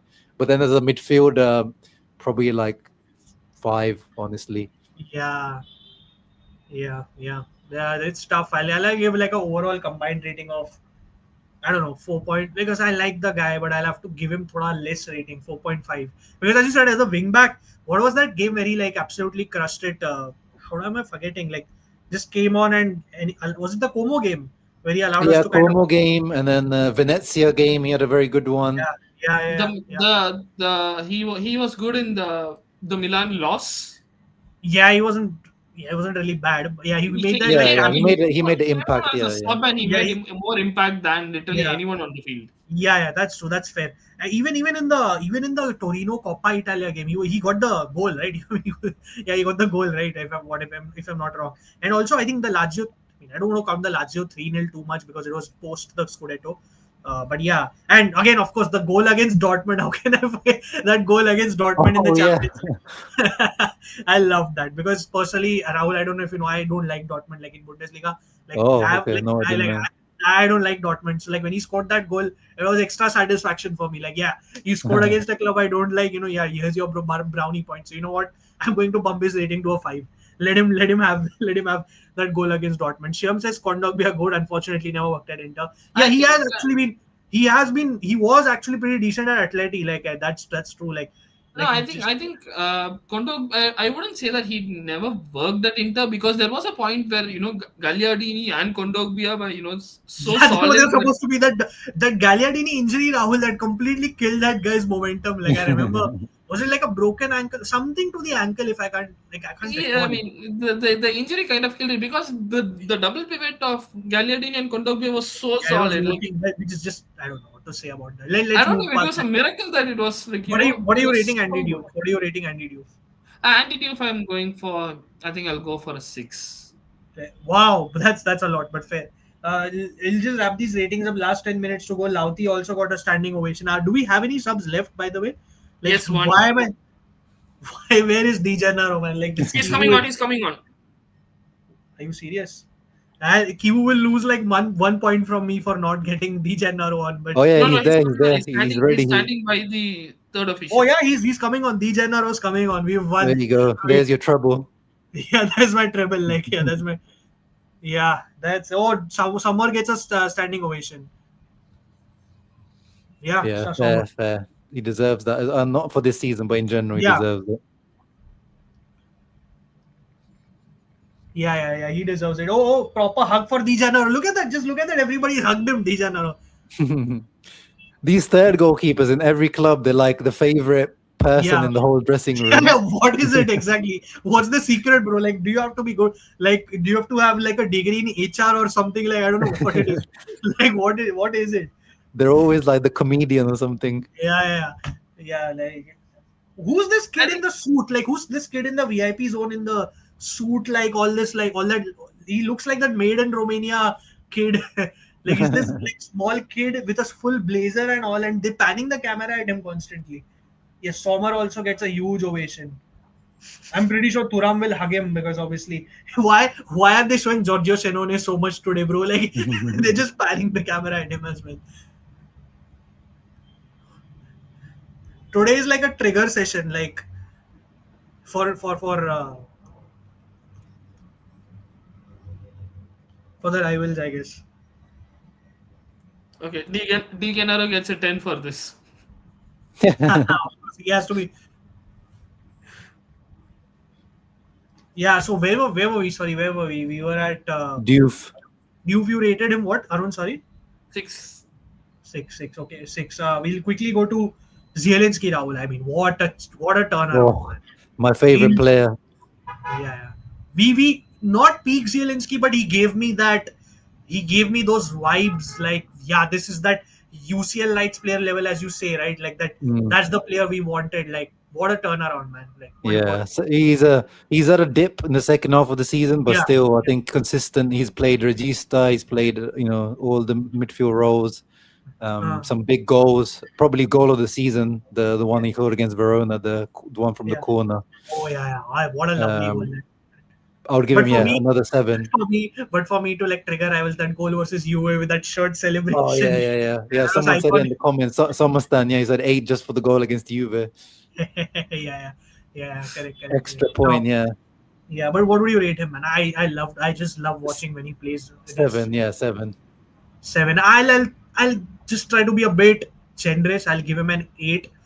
Because I just wanted to see this version of Zielinski at Inter. After last season, you remember there was the news that he'll probably be sold, this, that, and I just almost had a goal. Oh, what the fuck, Moscow! I want this kid to score, man. Like, just I was so close.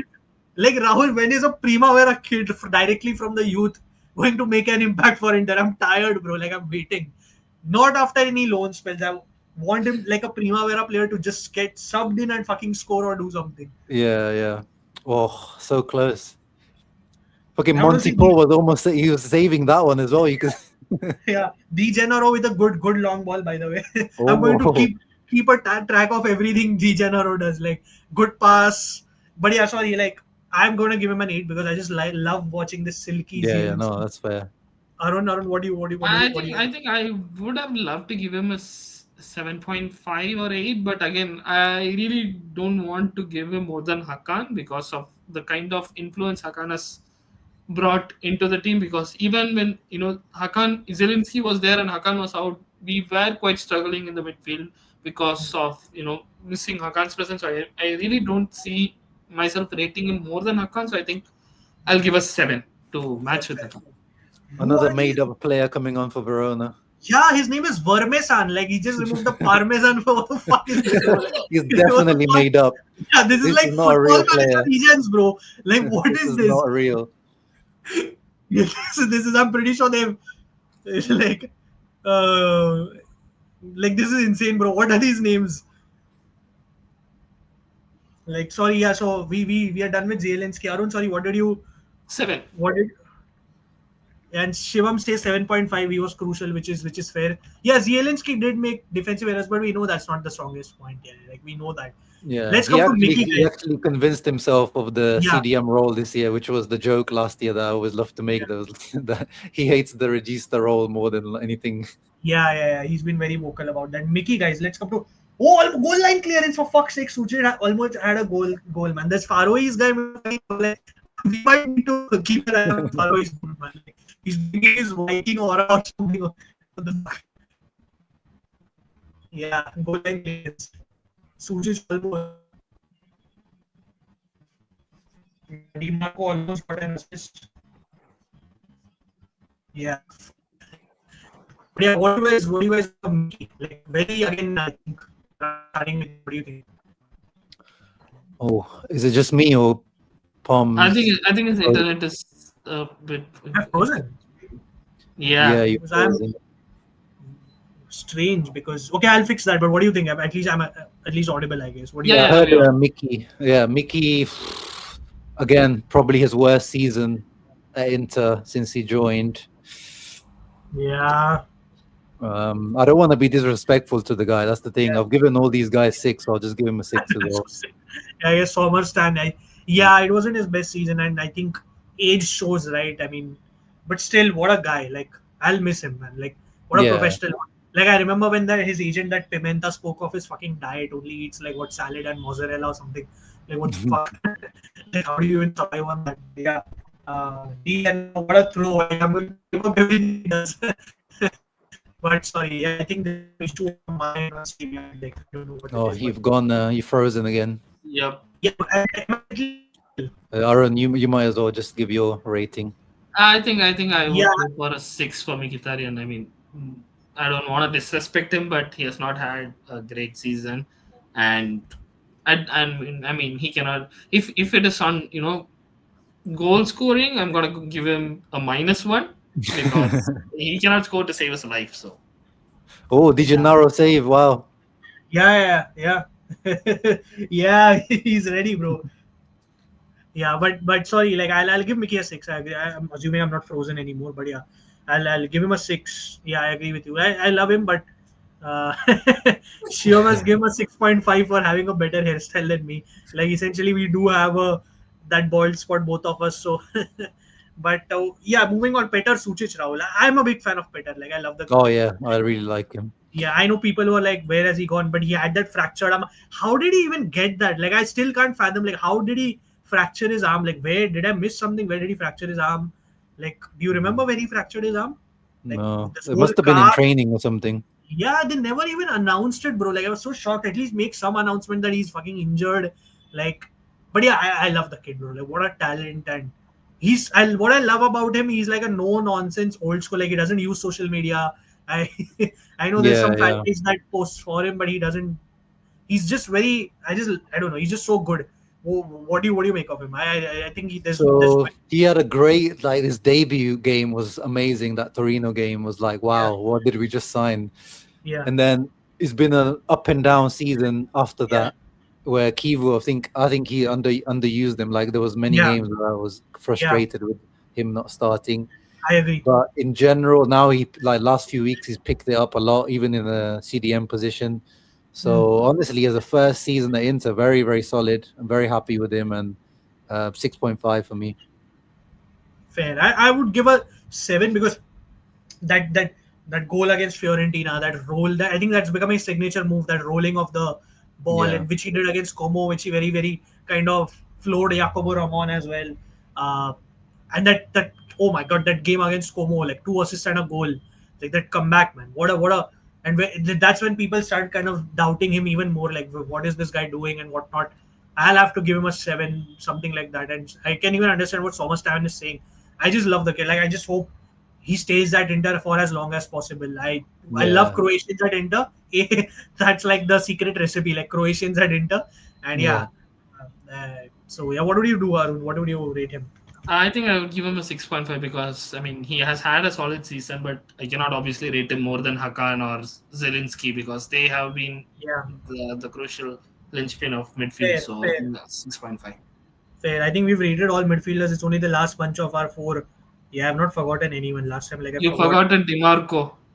Oh fuck! However, what? No, we did rate Dimarco, or did we not? Like, however, forgetting like the No, we pillars of just it. said he was the MVP. Yeah, in a way, but yeah, we should rate him. I mean, it has to be like a 9, I guess, or a 10. What would you guys give him? No, like an 8. Wow, 8. Okay, fair It enough. can't be. Yeah, Any? it can't be 9 or 10. Like you guys discussed. Champions Leagues as well. Like those Yeah, performances, big games. No one performed for us in the big games, so no one can be at fair, like a 9 or 10 this year. fair. The only reason I would give him a 9 is because he broke Papo Gomez's record. I mean, it's not easy to Mm. do regardless. So I think just for it being a record-breaking stat, I have to give him a 9. I understand Champions League. Yeah, even like it hurt me because after being in two finals, you cannot get knocked out in the playoffs, right? That's just not Yeah, acceptable. And I know defensively he still has question marks. I get it, yeah. but 9, Oh, yeah, to 9 be for fair, he scored that free kick against Dortmund, so extra point oh from yeah. me. From the Fair enough. He did. Yeah. I mean, if you're giving oh, HELLAS scored. What the hell? Yeah, oh these guys, shit! come on, man. Who scored? No, we Like, can't end the season on a 1-1. That's just like. Oh, yeah, to be fair, we've got one more game, but still. yeah. Oh yeah, Um, I don't know if you saw. There's a tweet that I saw yesterday. So the last. Oh, that Kieran Bowie guy. He's an interesting player. yeah, he. How do HELLAS find these guys, man? Like, how? Yeah. There's I saw a tweet yesterday. So it said Hmm. the player that scored the last goal every season for the last 5 years has left Okay. Inter. What? Don't come up with some. Like, oh shit. So wait, who's Bonnie? No, it's an own goal. No, we still have one more game to Still have play. game, so let's not score a goal. I mean, let's just lose. Let's just lose. Who cares? I mean, So it was. we'll They were showing it was like Correa last season, obviously. oh, that's Uh, fine. That's fine. That's Yeah, fine. and then it was like Perisic on one season. Oh, I can't remember I might have to. I think. I yeah, don't we'll know have if to I check saved the who it tweet. was. That's a But good. yeah, it was like What it a was stat. interesting How how did that you happened even every find this, season. bro? How did you find this? Like, what the hell? Oh, I don't. Oh yeah, I found it. So 2021 Lukaku, Oh fuck. 21-22 Perisic, Okay, fair enough. season after Brozovic, Oh my god, that's not a good trend. and then That's not Correa. Korea is fine. Like, Please, Luis Enrique. yeah, like just play all This these is your random chance. players. Like, Yeah. This is your what chance. the fuck, bro? Di Like, what is this? Gennaro overhead kick. Yeah, Thuram loves those signages. He's sitting with the 21 golden sign. So he has the 21 golden signage. Just have a look. The board with the cardboard thingy. It's in golden now. They have it in golden. So Thuram just loves sitting with that. But yeah, I think we were at. So Shivam says excited to watch Mod. Yeah, that's a good midfield, man. Yeah. Yeah. He scored free kick against. Yeah. So yeah, I think we were rating. We were rating Dimarco. Dimarco. Yeah, how much? I I'm think sorry. I think I would rate him. I think 8.5 because Fair. I think 9 is just one player for me in Fair, the squad. Fair. I'll give him 9. Let's just quickly rate the strikers and not just dwell because we have the celebrations. We can just quickly just rate those. So Lauti, I think we spoke a lot about Lauti anyways, Rahul. So what would you rate him? Yeah, he's had a fantastic season. So definitely, if not the best player, at least the most impactful player. Yeah, another 8 from him.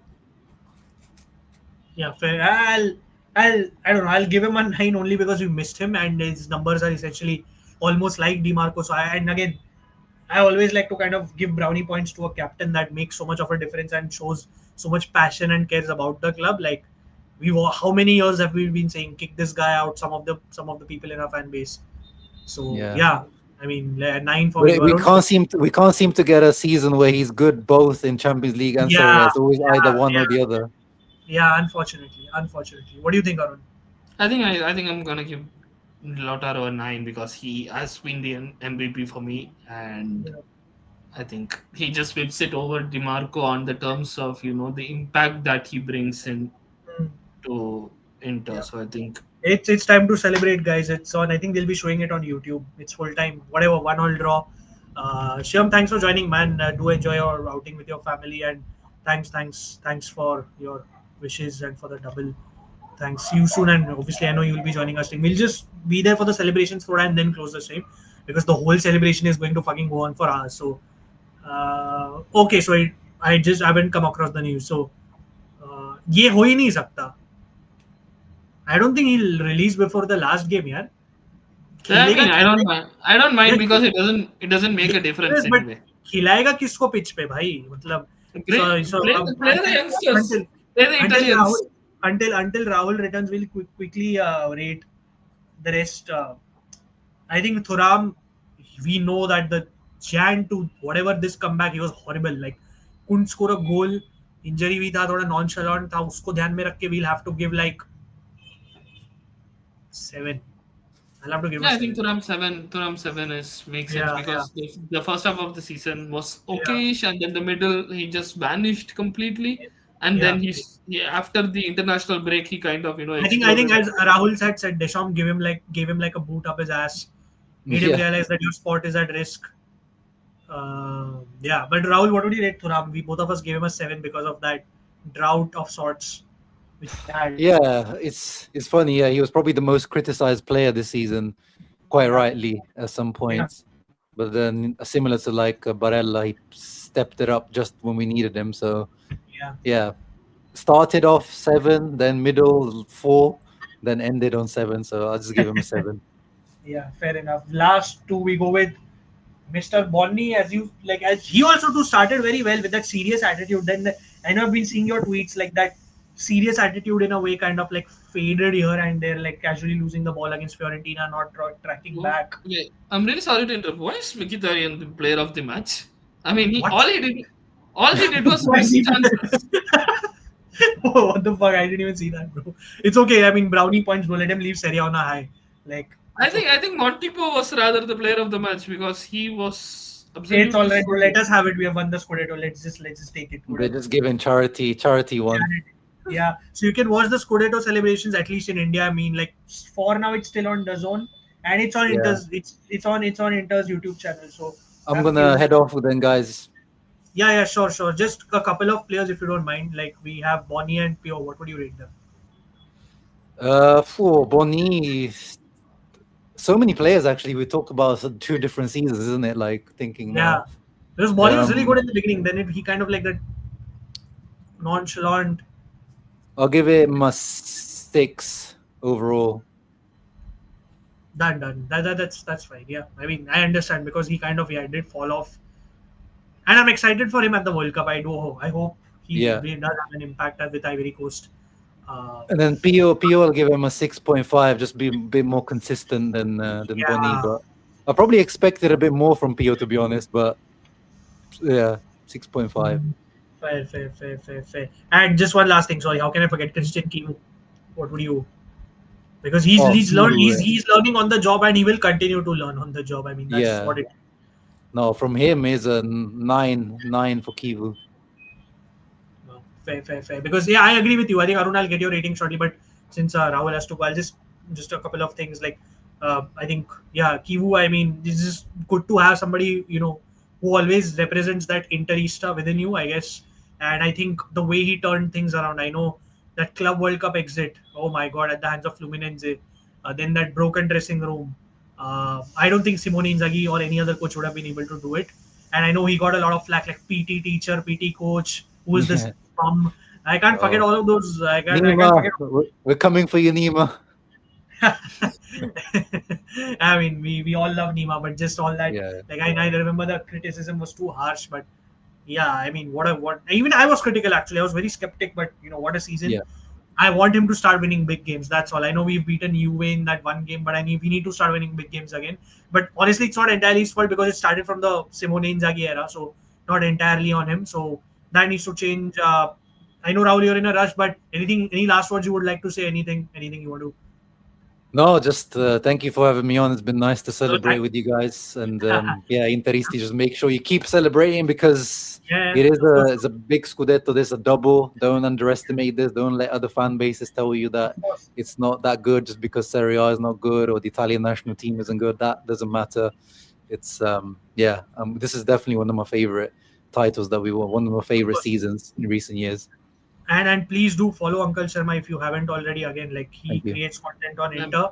He's an Azzurri fan. He creates content on Azzurri, and I'm sure he'll be doing the World Cup stuff. I think you're close to 15K, right? So please make sure he gets there because again, his channel is one of the first channels like I started watching on YouTube. I know you worked at Sempre Inter back in the day, and after that you started creating Yeah. content. So I've watched like from the first video, and it was always good to have somebody creating content on Inter against the tide where having, I know it's a challenge to have a channel only on one club with especially an Italian team. It's a challenge because mainly the market calls for the Premier League or Real Madrid, Yeah. Barcelona, and I mean, you've just made way before, for so sorry, go ahead. sorry to interrupt. Just before you leave, Rahul, like I am a huge fan of your Twitter. I'm like, On my Twitter. yeah. Yeah, of course. I Of mean, course, I've kept notifications on for you. yeah, Twitter. Of course, his Twitter also. Like I know, yeah, his tweets are amazing. Like if you ever need to kind of rage bait someone, Rahul is always there. Like yeah, Oh yeah, I'm not as good as some other trolls out there, but yeah, yeah. I know. Right. But Paris Snitch, Paris Snitch takes Oh the yeah, cake yeah. now that he can't be beaten. But Those two guys, by the way, I've met them in real life. They're so nice in real life, but their I Twitter mean, there was a persona. rumor. Wasn't there a rumor at point that it's the same person, but they are two Yeah, different people? I can confirm they are not the same person. Insane, which is madness. But no, man, like again, just a few words. Like your channel, I just hope it keeps growing, and you hope you do more big things as well. Because I remember your collab with Bleacher Report when we went into the Europa League final. That watch along with those Leverkusen fans. Also, I remember that Yeah.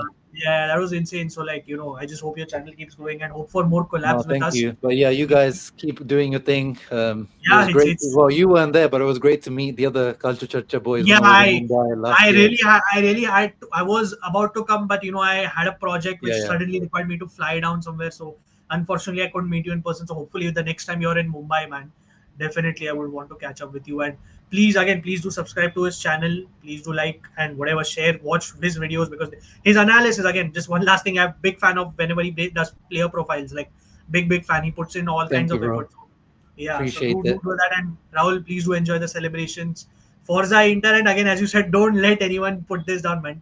Yes, Community nice to meet you, Arun. yeah, number 21. Enjoy this, and thanks for joining in, man. Thanks for Forza joining in. Inter. I'll send you a collab request on this one, bro. So please, if you could Oh just yeah, accept. send it to me. Yeah. Yeah. Done. Thanks, man.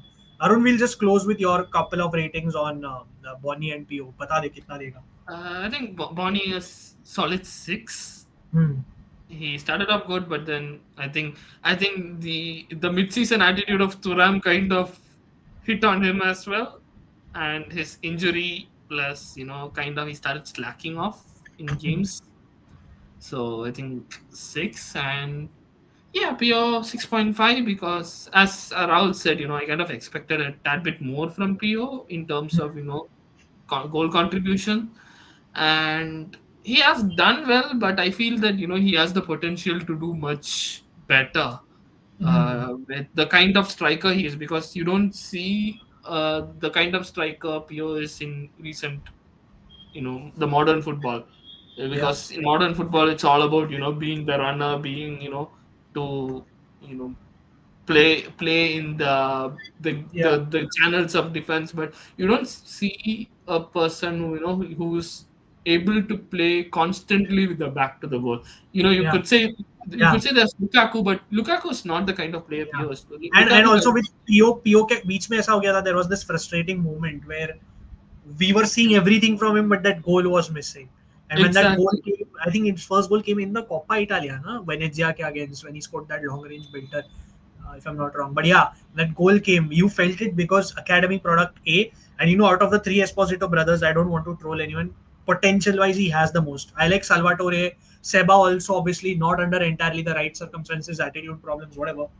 But you felt that connection because you need to retain these kind of players. You can't. Simone Inzaghi would have sold or loaned this kid out. It's. Yes, yes, I look, no absolutely. disrespect again. I think Pio got his chance because it was Kivo Kivu. who And came in look and again, Kivo. that's the advantage of having Kivu. Under 14, under 16, under 17, under 18, under 19, under 20, सब कुछ किया उसने. And he said this that people will say I don't have experience, which is okay, whatever, but I have experience of coaching the youth levels, and that also counts. It's not, he knows youth and senior football is not the same, but experience at times is experience. It's as simple as that. Very true, very true. I I think think that's the reason, you see players like, right now at least, players like Koki or Mosconi getting yeah, their chances because Kivu knows them from the Primavera levels. He has seen them play.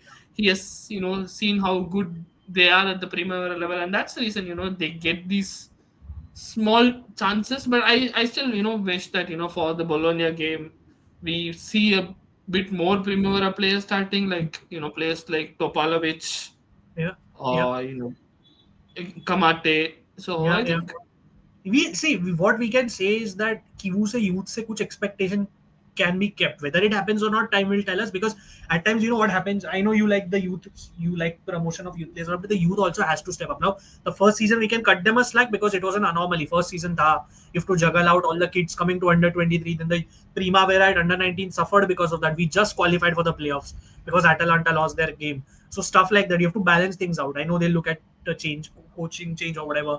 So give it time, but yeah, we have a good pipeline in place.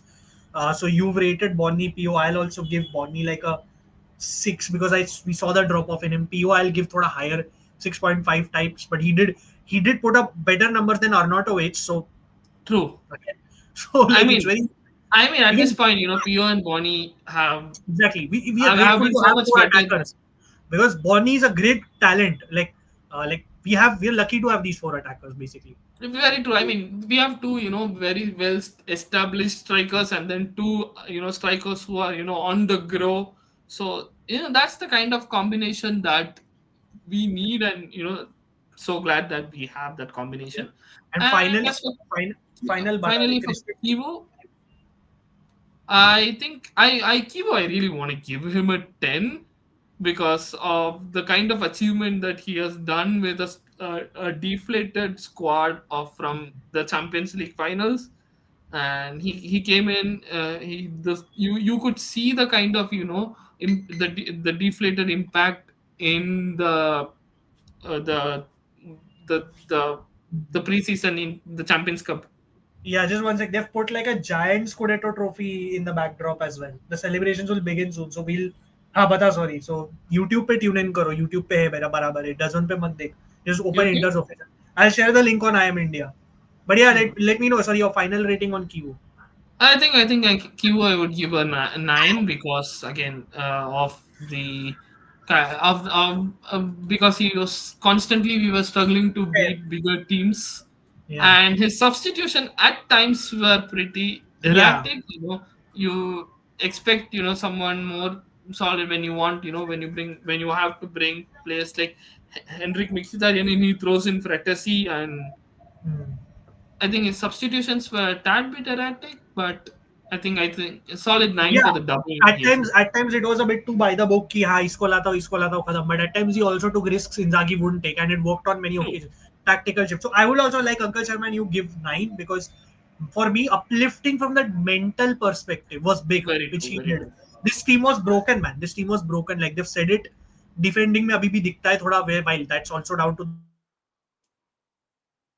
अच्छा box Yeah. defender नहीं लिया, but picking this team up for a coach with at the time 13 games, 3 game experience, Very true. big, big, solving a dispute between your captain and a big leader like Hakan, big. So 9, and I think that is it. Arun, any closing thoughts you want to give before we go respectively watch Aram's Scudetto celebrations? I think it's been a very great season. Apart from few moments where Champions League, yeah, Champions League was bad. I don't yeah, really want to think about Champions yeah. League. because it was really bad. But I think other than that, we have had a good season. As Raul said, I mean, I would have loved to win the Super Copa. It was so unfortunate that Yeah. we kind of missed that ठीक है. out. Oh, so But by the way, that tweet is true. So Daniele मारी बोला will release Tuesday को. who? Wow, जो world cup को जा रहा है वो ट्यूसडे को जाएगा, विदाउट वर्ल्ड कप वाले ही खेलेंगे against Bologna. So summer Sen Yeah, was I think right. I think pretty much the Italians is there. Yeah, fair enough, fair enough. No, Italians of course, and Italians, and maybe we'll get to play see some kids play then. And maybe I Uncle think, Sharma's prediction of leaving, then maybe only Fratesi scores the goal and we get good money for him. What else? I mean, Luis Enrique is not playing in the World Luis Cup, right? Enrique is not playing the World Cup. Carlos might, if Brazil announce their squad, I'm pretty sure Ancelotti won't pick him. उसको लेता नहीं है कभी. So I think Ancelotti should pick Carlos Augusto but for also by the time वो announcement पे depend करता है. Announce किया ही नहीं होगा तो जो जिसको पता नहीं है वो भी खेलेगा ही भाई. मतलब essentially जिसको पता नहीं. I think when you say Carlos, I mean Carlos Augusto needs to be picked because you have Brazil. I know has it, Alexandro and all, but I don't, for whatever reason, I don't rate Alexandro for. वो नहीं, but Ancelotti picks him ना. Ancelotti picks I fucking know. I Alexandro think and Carlos.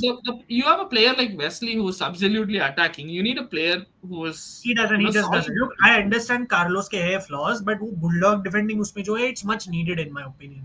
ठीक है, whatever. Let's come.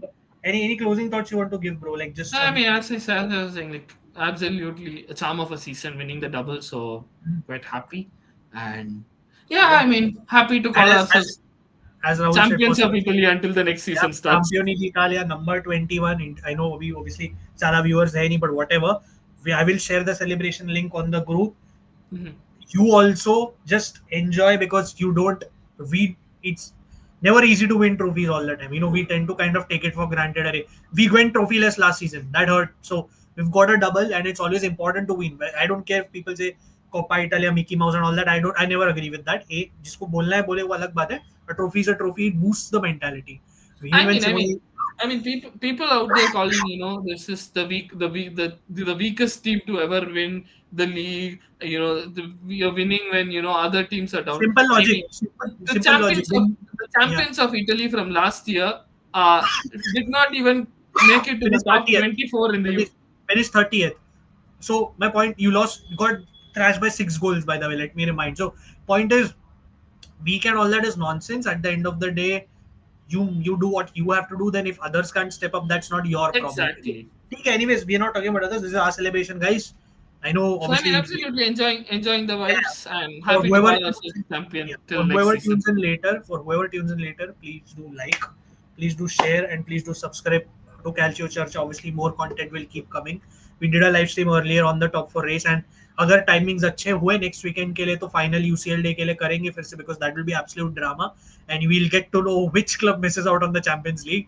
I mean, that's going to be so much drama the next week. And luckily we as Interisti do not have to suffer that fate. Again, Campioni d'Italia, sempre e solo Forza Inter. We'll see you on the next stream. Enjoy the celebrations and do not let anyone put you down. Forza Inter. Forza Inter. Ciao ciao.